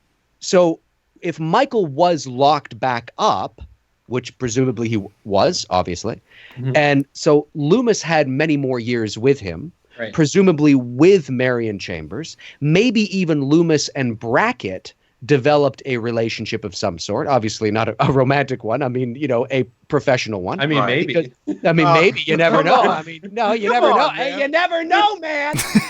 But 2019. I mean, who's to say that Brackett cannot? I think, yes. I mean, with Marion and Brackett, there's opportunity there to fill in gaps of exposition that they might be able to fill in some of the gray area. Now, to just quickly capitalize on Lee's question that he asked about, do we want to know more about Michael? This is no surprise to people in the chat room. I obviously don't think we do. I think the integrity of the enigma and the mystique of the character needs to remain intact. However, I do believe that you have to, as Lee pointed out, which he liked all of the rhythmic, poetic dialogue with Dr.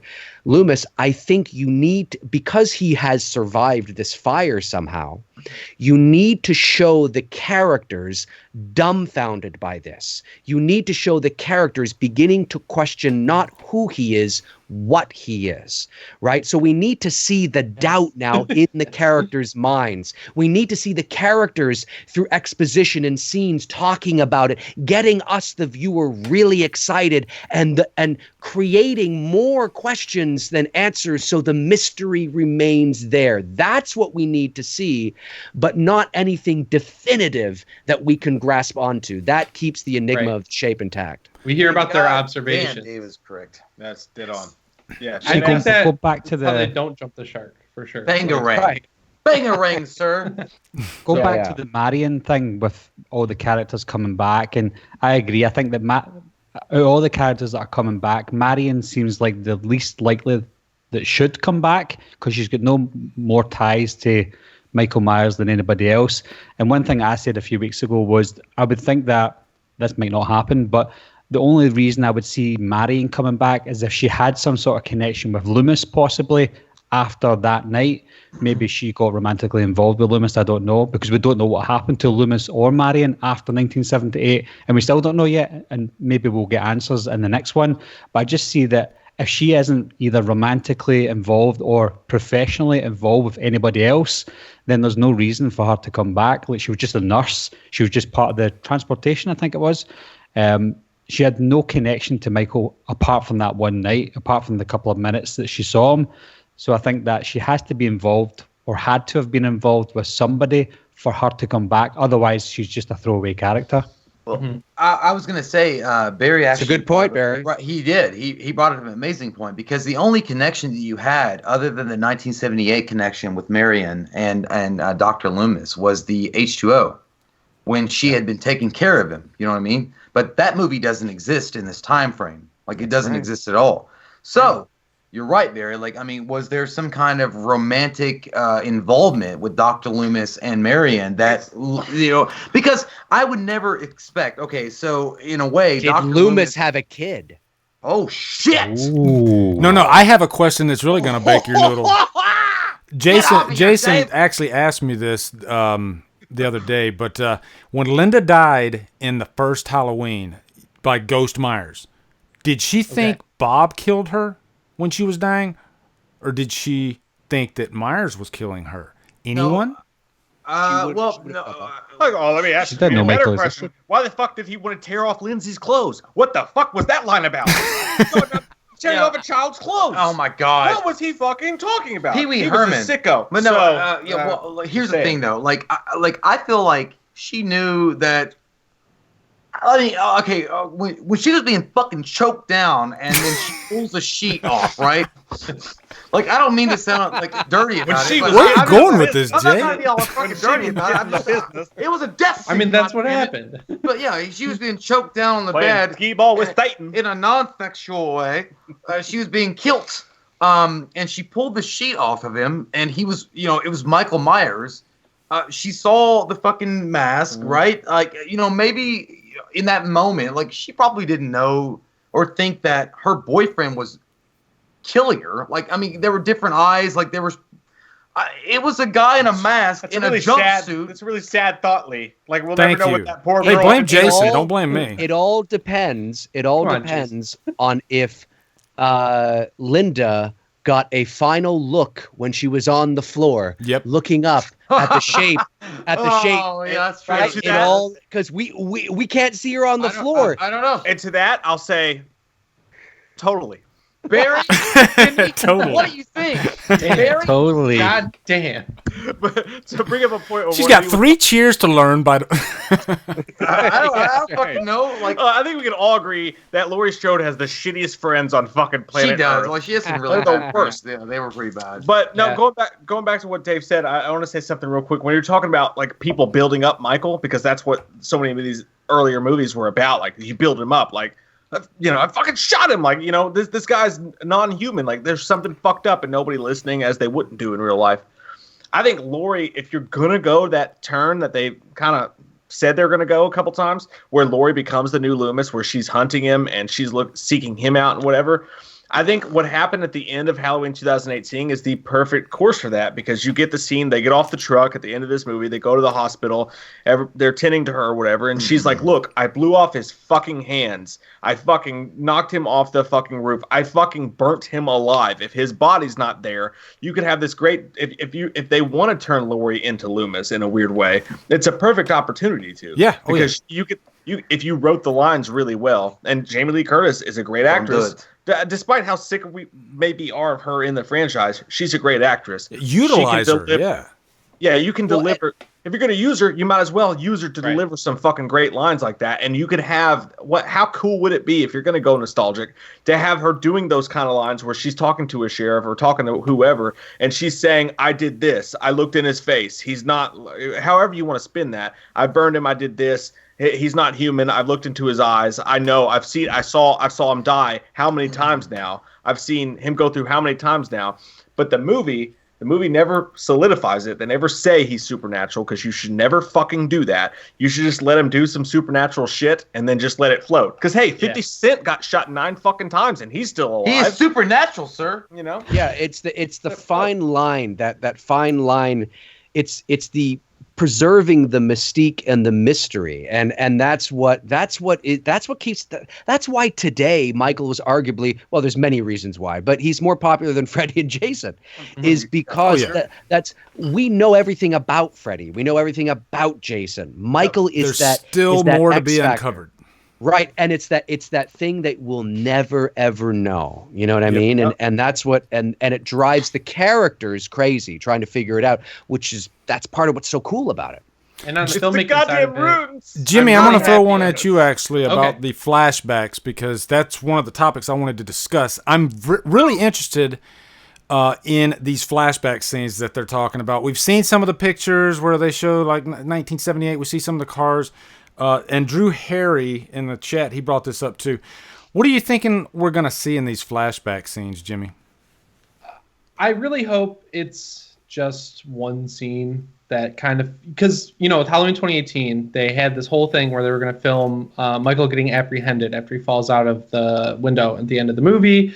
And then taken to Smith's Grove. They decided they didn't need it, which I think was a smart move, because it's explaining what doesn't need to be explained. Like, we can figure out with our own, brain that, he got arrested and taken to Smith's Grove. I really hope we don't see vignettes throughout the entire movie of every time one of these returning characters is introduced. It's like, White Flash, back to the 70s, guys. It's like, I don't need that level of nostalgia in this movie. Right. I think that kind of goes against what they did. Like, they were so confident with Halloween 2018. They were like confident enough to cut out all of these other movies and just stick with it. Always in interviews being like, nope, we made this decision. We're sticking with it.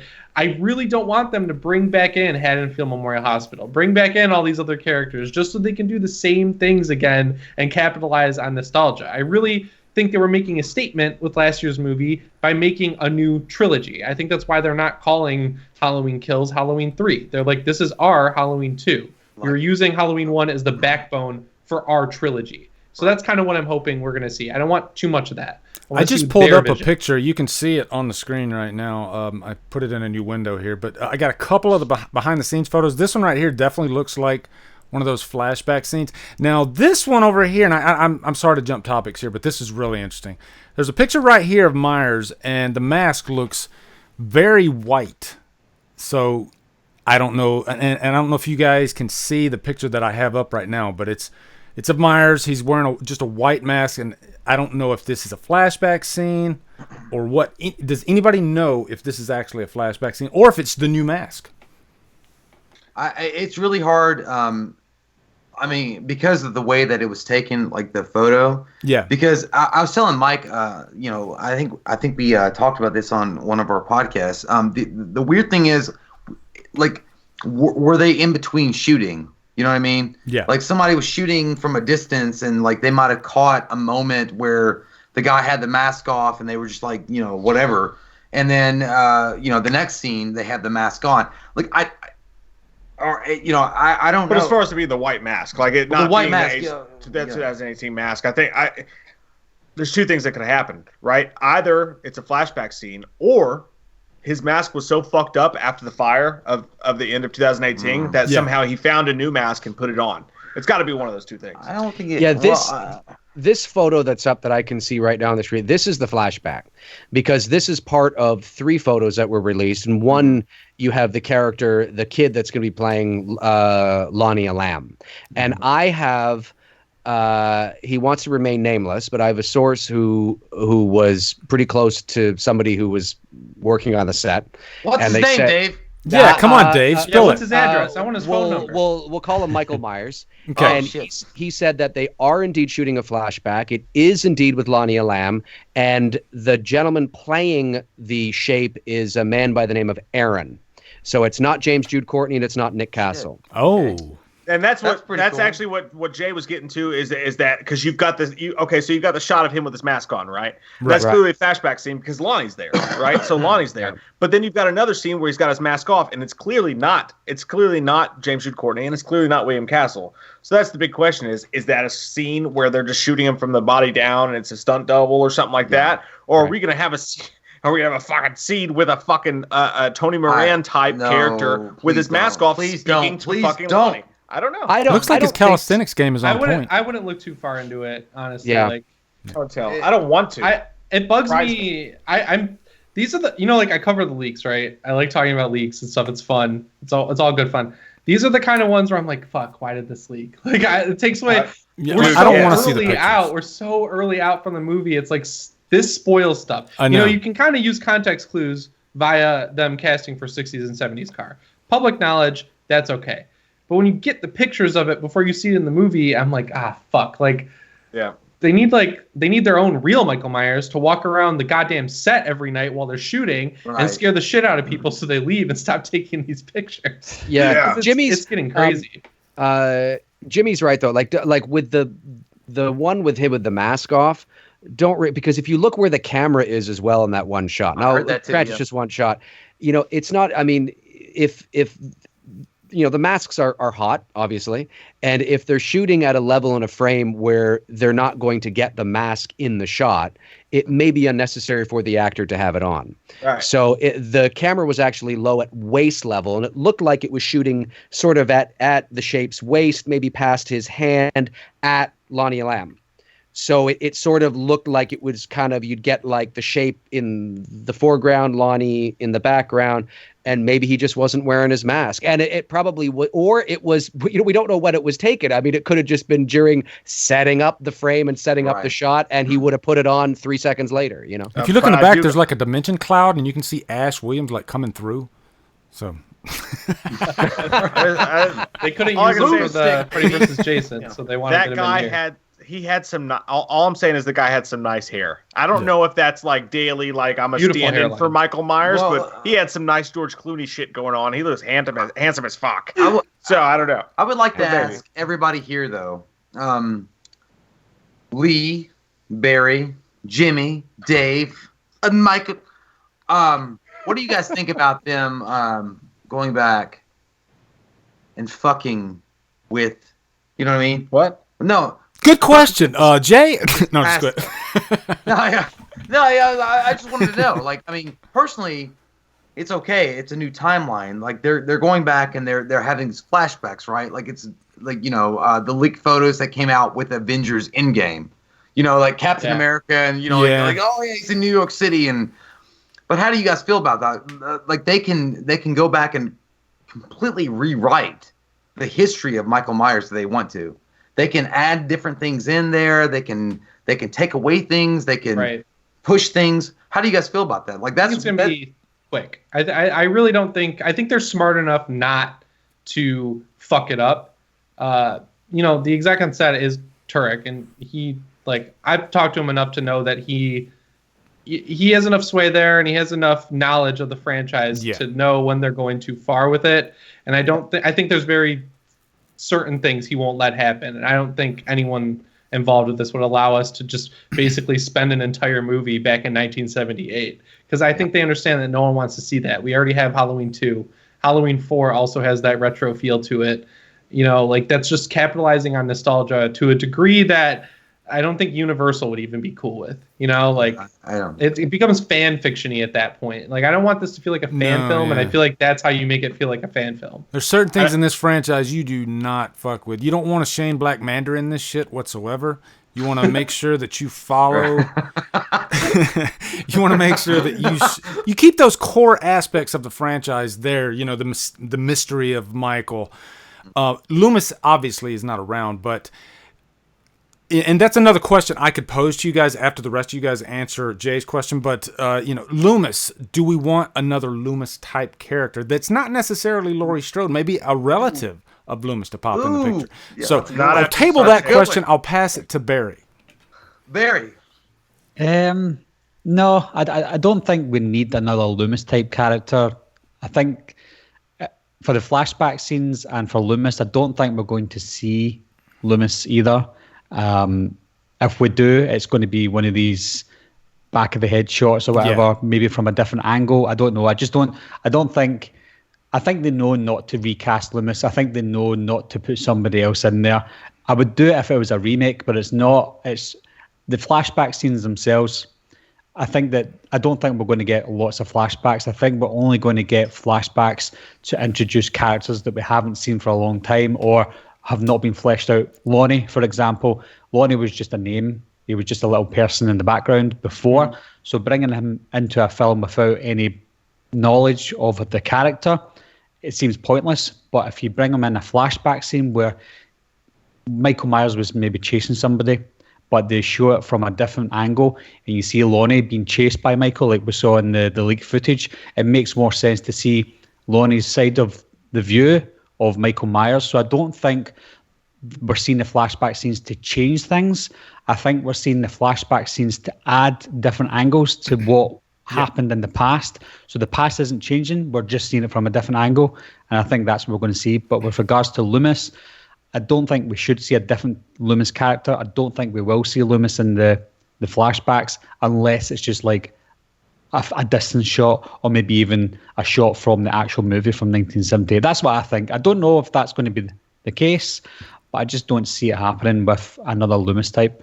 I would be curious of a flashback scene that had Loomis and Myers in Smith's Grove Sanitarium before Michael escapes in 78. I think, and you know, that actor who did the voice of Loomis in Halloween 2018 was, I mean, bone chilling.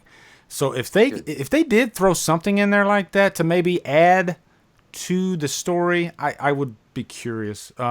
Didn't mean to step on your toes, Dave, but go ahead. No, not at all. Step wherever the fuck you want.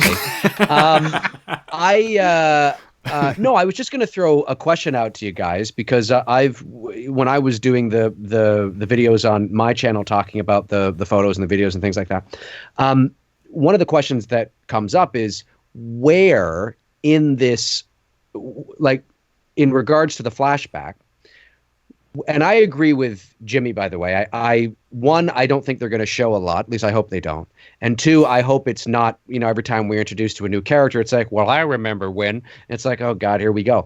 But what I'm hoping is we have no evidence to suggest it's going to be anything more than just Lonnie Lamb and the Shape. But the question is, where in 1978 did Lonnie have the opportunity to have any sort of run-in with Michael Myers?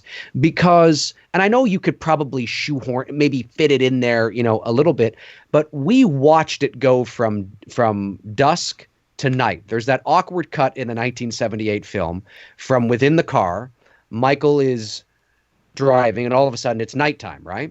And he gets out of the car, walks across the street, puts his hand on the tree, watches, the Wallaces leave. Well, from that moment forward, we presumably know where he is at all times. So what is he doing out on the, he does leave at some point because he lifts up, or he rises from behind the car, right? As Annie and Lindsay are walking across. But where is this moment with Lonnie Lamb? Like what is this moment with Lonnie Lamb?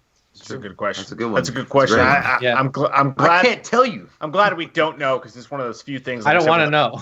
Yeah, with the constant fucking leaks and the constant shit that's coming out way too fucking early about it. It's one of those things that I like that. I'm like, okay, cool. I don't know how the fuck that happens or why the fuck that happens.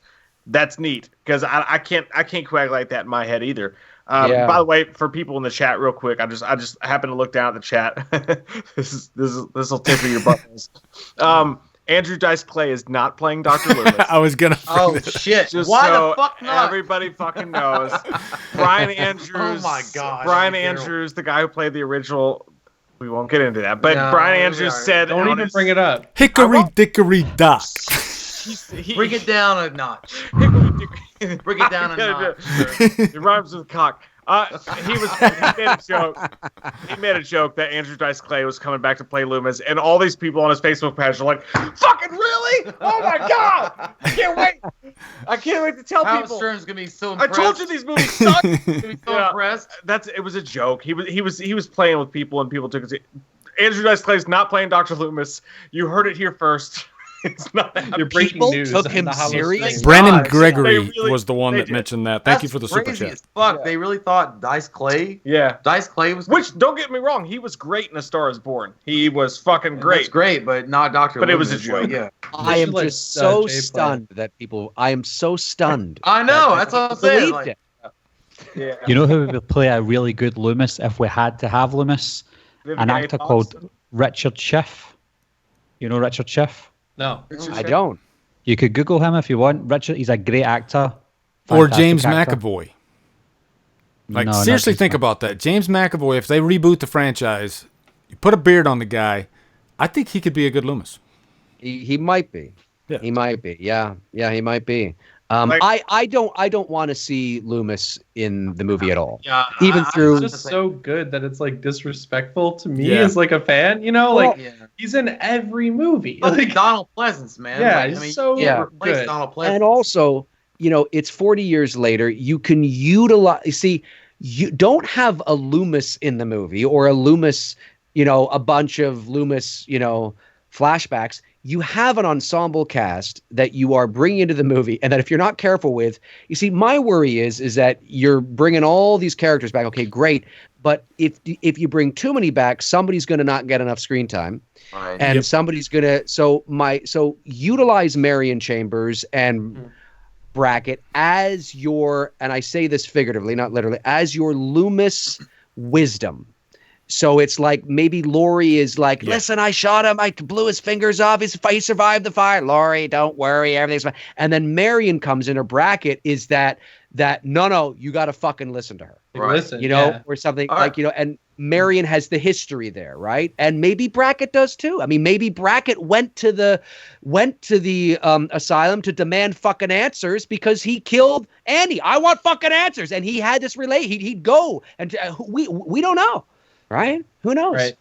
Dave, I'm gonna ask everybody here. In your opinion, though, who would you pick if you had to pick right fucking now, gun to the head, Dr. Loomis, replacement actor?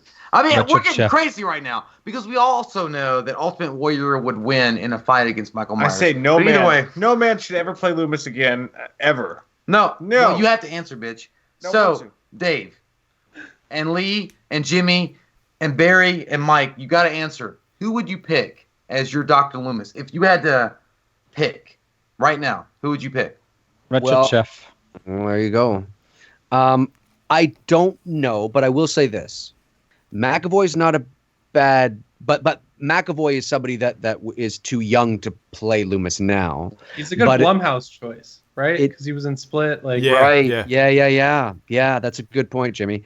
But I would say that I would be, even though Donald Pleasance was very respected and very well known, he was brought in because they needed somebody with a name to give credibility to this low budget independent film. Right. You don't need that now. Nope. So you could hire somebody that's relatively unknown, maybe the guy that Barry's talking about, at least to us. I mean, I'm not familiar with him. Somebody who's relatively unknown, but a brilliant actor. Mm-hmm. And maybe he's got that Loomis look a little bit. Maybe he's got a bit, and we can get lost in this role. Like, my God, he makes it his own, but he does, Pleasance proud. That's what I would say. Here's what I think, and Shia LaBeouf. It's not an unknown, and I think this is an actor that would take the part given the success of Halloween 2018. I think Gary Oldman. I really think Gary Oldman would be a phenomenal Loomis. I like that honestly. one. And they brought him up at the I end like of the that Halloween Returns script, Yeah. and I got That's a good chill choice. bumps. Yeah. So that's my pick. That was a great one. Yeah. Well, If they did someone like Gary Oldman, that'd be great because he doesn't look like Loomis, but he's a good enough actor and he's like a well enough respected actor and someone who's taken on so many different characters where he could just be inserted in and just take up the mantle. He's of old Loomis. enough too, and you'd be like, all right, like it's different enough to where they're not trying to be like tricking us, with like a lookalike or anything like that. You need an actor who, when he's speaking about Michael Myers, that can deliver the tiny nuances and make it sound just so profound. And you need somebody that understands the dramatic pauses. That's what the Loomis was nuances, about. the subtleties. People don't understand. Absolutely. Like, people don't get to this day how amazing Donald Pleasance was in this part because it's this little slasher movie. But you take what Donald Pleasance did and put it in, this prestigious film or whatever, they would give the guy an Oscar almost. I mean, his performance was so strong. Yeah. And you really can't replace Donald Pleasance because he's all about those little nuances, just those little, I don't know. It's just like sugar on top of whatever he's doing. It's just perfect. Yeah, I always like how he treats Jamie in 4. I mean, obviously, I just always really liked him because of that. I saw Halloween 1 first. I love him in Halloween 1. But I mentioned earlier how I empathize with Jamie because when I saw that movie, I was the same age roughly as her character. And just like that really helped me connect to Loomis as a character as well. And he's just phenomenal because of that to me. That's why I'm always like, I don't know. I don't really think they should bring him back, because it makes me freaked out. Either. That's why everyone is wrong. Everyone is fucking wrong. No. So Barry, no one. Barry gave his. Who would you be? No one. No? Shia LaBeouf. Fuck you. No one should play. fucking No one asshole. should ever fucking play Dr. Loomis again. It just shouldn't fucking happen. I don't get that fucking like fan hard about much shit. Like much stuff. I'm like, what's okay, whatever. When you talk about Dr. Loomis, I just don't see it. It makes me fucking crazy to even think about it. Like, I disagree. I politely disagree with Mike, because I think that. Don't you politely disagree with me? All right, Mike, I fucking disagree with you. Fucking hate you. You motherfucker. Say it like That's Let's start Mike. tipping over chairs. I can take it. God damn. You know as well as I do, that's what the chat room wants. Yeah, fuck you, man. Hey, my wife actually said the dad from Secession, Brian Cox, who's been in everything. Brian Cox could be a decent Loomis, I think. That's a good idea, but I just want to say, Dave, I'll crawl over there and skull fuck the shit out of you. But this is like I I tried, think babe. that it's somebody that I mean, look, I mean, we remember a time when nobody look, man, it's all Heath Ledger, man, it's all Heath Ledger. In walks Joaquin Phoenix. So now, to be fair, in Mike's to Mike's point, to be fair, these are two different Jokers, and this is not even a comic book movie. I mean, it's more of a psychological thriller. So that it's very difficult to compare, both performances. But having said that, it's the perfect example of there are great actors out there that understand what the character is about. Even Malcolm McDowell is a great actor in a really shitty film. Yeah. And he was playing a version of Dr. Loomis that was just dreadful. But if you give somebody like, a Gary Oldman, or even back in the day when they were going to get Christopher Lee, or, there are actors today. I saw some people in the chat saying Ben Kingsley, or, somebody, but look at the people that are saying Ben Kingsley. I see in there. I see, there was another Patrick Stewart or Gary Oldman. Think about those three actors, and you could totally go, yeah, I can kind of. That's the level we're talking about, right? The actors that understand those nuances and details of what Dr. Loomis was, who he was, and when he speaks. So I think it's possible. I totally agree with you. Actually, someone could play Dr. Loomis. My whole point is that in this timeline and what we're going through right now, there's no reason to fucking, like, if you're just doing a flashback scene, you're gonna bring a fucking actor out to do Loomis for 2 fucking scenes. No, if you were doing a full on recreation, like they do, like with Rob Zombie, like you said, like Malcolm McDowell. He did a good job. Wait a minute. Rob Zombie took his character and took a fat dump on it. But Malcolm McDowell, someone could play Loomis. But if you're talking about like somebody that you need for 2 scenes, 3 scenes, like don't do it. Wait a minute. Right. Wait. Jay, was that the question? Was to bring back a Loomis in this timeline? No. I didn't specify. I just said. Oh, because I agree with Mike. No, don't fuck. Don't do it. No, I didn't specify. No, please don't do it to me. I'm just saying, like, I thought you meant like in like a. Like, I'm gonna rock your fucking. Oh no! Are we still good? No. Okay. It froze. You know what? I think. Holy crap, guys! It's almost 2 hours, and it feels like it's been 20 minutes. You guys are amazing. I want to know what he said.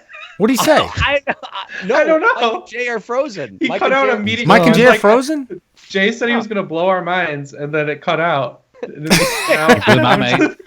Standing by for minds to be blown by Jay. Yeah, guys, that was really fun. Holy shit. Yeah. That did really feel like 20 minutes. I just looked at the clock, and I'm like, whoa. It's only 9 here, though. And our topics list, we have like so many to go through. So I think we're going to have to table this for another Kills.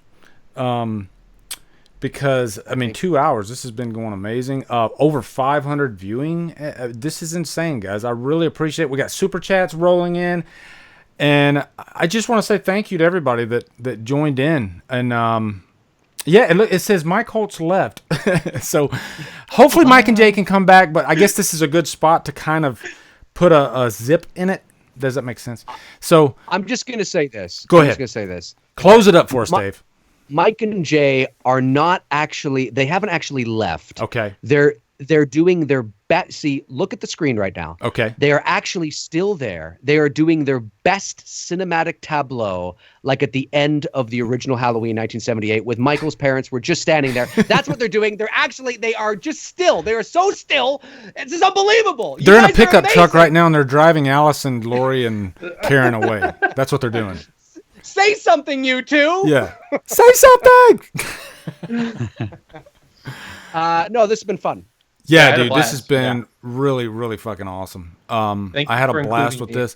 What I like to do is before we leave, I like to ask my guests what they got going. And if you could, maybe type something in the chat. So if some of the people in the chat don't know your channels, they could click on it in that way. But I can't ask Mike and Jay, so I'll just go straight to Barry. Barry, tell them your channel and tell me what you got coming up. What's on your plate?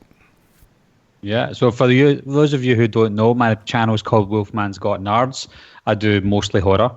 I do a lot of Halloween updates like the rest of the guys, and I do some movie reviews and just a few random things here and there. Just now, because it's Halloween, I'm doing a lot of Halloween stuff, but some of the franchises that I'm covering, well, the one franchise that I'm covering just now is the Sleepaway Camp franchise, which is hard to get through, but I'm getting there. Are you kidding me? Yeah. What's the matter, Jimmy? I love Sleepaway I'm Camp. with Jimmy. What? Do you like Return to Sleepaway Camp? Angela. I love Sleepaway Camp. But yeah, that's hard to get through. But apart from that, I'm just doing most of the Halloween stuff in the meantime. Jimmy, he likes H2O, just so you know. I like H2O. Am I the only guy in here that doesn't really like H2O that much? I'm fine with it. I'm not a big fan of it. Yeah, thank you. To me, I think it looks like Michael Myers walked onto the set of Dawson's Creek, and it just kind of feels. The intro's really good though, with Nancy Stevens. No. The intro's good. I love that. I love that. Love it so much. Barry's a big fan Rest of of the movie. H2O. So. I could defend H2O for 2 hours. I like that we all have different opinions. Yeah, me too. Yeah. Every Halloween YouTuber just came on here and was like a hive mind of this is right, everyone else is wrong. You know, that's really stupid. And you know what? Contrary to many people's beliefs, I think we don't all hate each other. So I how some fans you'll get and be like, yeah, man, yeah, I can't wait to see that. Oh yeah, well, fuck yeah. I'm just like, I know what you guys are talking about. You know what I mean? And I think it's so great that we all get along and we can disagree and still get along. That's what's so great about it. I like this kind of forum for that reason, because it's like, I'm sure this goes for all of you guys. By the time I'm done writing, shooting, editing a Halloween video, the last thing I want to do is watch another Halloween video. The only way I ever find out when any of you guys mention me, or like, I'm sure that goes both ways, like when I mention any of you guys, is through people commenting. It's just like, I like catching up with you guys as people where we can just talk about it. Exactly. And it's not like bulleted out, written. Jimmy, I think you're the last one of all of us that I was aware of. Like, I've been friends with the other guys, but and I remember because, I post my Halloween updates and everything, and I saw Jimmy, and Jimmy had 30,000. I was like, who the fuck is this guy? I got Just lucky kidding. with a couple videos.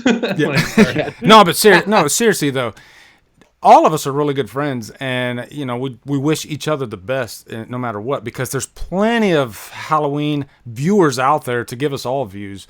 Well, so it's the franchise that keeps on giving, and so I think the more the merrier. And it's great when we can get a forum where all of us get together and we kind of hash out ideas. And I don't know, it's just a lot of people were looking forward to this too. I remember when I posted this a couple days ago, everybody was like, "Holy shit, this is gonna be amazing!" So you guys make it amazing.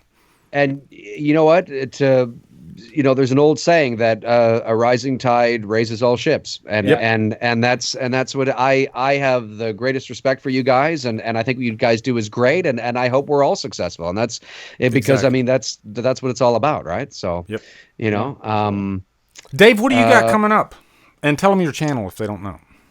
Me? Did you say Dave? Yeah, you. Oh, okay. My channel is just Dave McRae. McRae is MCRAE, because there's a few ways to spell McRae. CC. Yep. So it's McRae, Dave McRae. You can just YouTube that, and I should be the first one that pops up. And my channel is sort of a mishmash of mostly horror and Halloween stuff. I'm not a movie reviewer, though. I don't review movies in the traditional sense. I don't even think I have an official review on my channel. If I see a movie and it affects me in a certain way, I might jump on and talk about how it affected me and what I liked and things like that. But I don't review movies. I'm more of a movie commentator, per se. I'm also a professional voice actor. That's my day-to-day job. That's how I make my living. You've probably heard my voice. You probably heard my voice and were unaware of it because we voice actors are, always heard and never seen. But and I also have, there's a special announcement coming this Monday, October 14th. I've been tight-lipped about it for 3 months. It's a really cool thing that I am a part of. No, it's not Halloween related because I've had some people be like, "Are you in the movie?" No, I'm not in the movie. I don't think Blumhouse would put me in the movie. I've said this. I'm like, if Blumhouse knows I exist, I think they'd be like, "No, we're not putting that guy in the movie. He doesn't like a lot of our movies." I mean, a lot of the original Halloween series. And if they did put me in the movie, I think they'd want to kill me really violently. So we got Mike and Jay back. They're back. Right. But to finish off, all right. Just to finish off, there is I just want to say there's an announcement coming on Monday.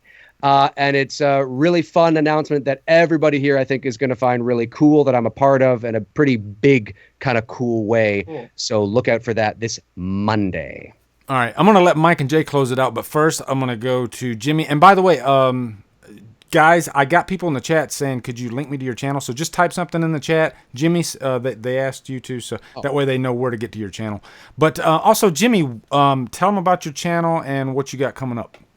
Okay, so my channel is just my name, and so many people have typed my last name wrong with the G now into YouTube that the right channel comes up. So it doesn't matter how you search it, which is great. I mainly talk about Halloween, and I have another series I've been working on a lot called Exploring Horror. Like Dave, it's not really a review series. It's kind of just me taking movies that I grew up with and talking about what made them special to begin with.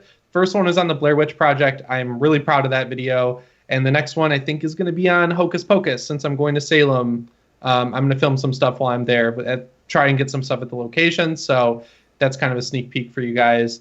But yeah, a lot of Halloween. I try and do at least a couple videos a week on that. It's just my favorite thing in general. Awesome. Yeah, it's awesome. Yeah, great channel. Thank you for joining us with this, and fantastic production value. Pretty much all you guys. Thanks for inviting me. This was like so much fun. Like honestly, I'm glad I get to talk to you guys. I was nervous as fuck at first, but it went really well. You guys made my job easy. I'll say that. So, Mike and Jay, who need probably no introduction, but or not introduction, I guess, farewell. But tell them about your channel and what you got on your plate. Well, go ahead. First off, I want to say that I'm sorry that we dipped out. The dead hooker in my trunk started hitting the thing. It was ridiculous, guys. You can't just let that happen. We can't get to a stream without your dead hookers. We had to hit her with a fucking We had to go finish her off because the neighbor, so I'm sorry about that. But let me just say first off and foremost, everybody here, I really appreciate you guys. I think that Lee's the nicest fucking guy I've ever met in my life. And I think Jimmy's a super nice guy. And Jimmy, you do a super awesome job. And I love your fucking channel. Thank you. What you do. Dave is the smartest motherfucker in the world. Like, sometimes you say shit and I go, fuck Dave McRae. I go, fuck that guy right in his face because I appreciate it. It's true. He says it all He the folks, time. Dave McRae. Fuck you, Dave. He's taking a shit and says it. I'm not smart. I didn't even graduate college. That's not an indicator of intelligence. There you go. I'll be asleep in my bed at night and my wife will be like, Dave McRae is so much smarter than you. What did you say? Ooh, so it's working. Damn. Yeah. God damn. Everything's going He's according to taking plan. over Right, the Dave? world. No, you guys are all great. Wolfman, you're doing a great job. You're a super nice fucking dude. And also, if you guys haven't realized, Michael's literally in his fucking house right now. So you guys want to ask him any questions, he's literally in his right fucking there. closet. He's standing in front I of wonder if Jimmy. anybody actually noticed that. I love it. As far as what we've got going on, it's the same old shit. We've been doing the same shit for forever. We just, do shit. But we did just we're just there. But we did just start a new Dailyween, the new Bologna-ween Bologna do have Daily bologna fucking sandwiches. lunch foods. We Fried. did just start a new podcast where we're doing a podcast almost daily where we're talking about Halloween or whatever news happened that day. And we're trying to do the podcast thing as well as the YouTube thing or whatever. But, it's just all the same shit. We're just, drinking beers and not getting laid. Yeah, I mean, and on that note, not getting laid is absolutely the fucking truth. But at the same time, we really did enjoy ourselves. We love you guys. You guys are awesome as fuck. Like, I mean, Lee, goddamn Lee. If there was a song about you, it'd have to be written by fucking Dave McRae or McCraw. What the fuck is that Smartest guy's guy on name? the planet. Hey, Not that Dave. But yeah, Lee is such a well-spoken, nice dude, and he brings us on, and we have a great time doing it, and he's really all about it, man. Well, thank you. Kind man. And Dave McRae, god damn, Dave McRae. I see you goddamming my ass.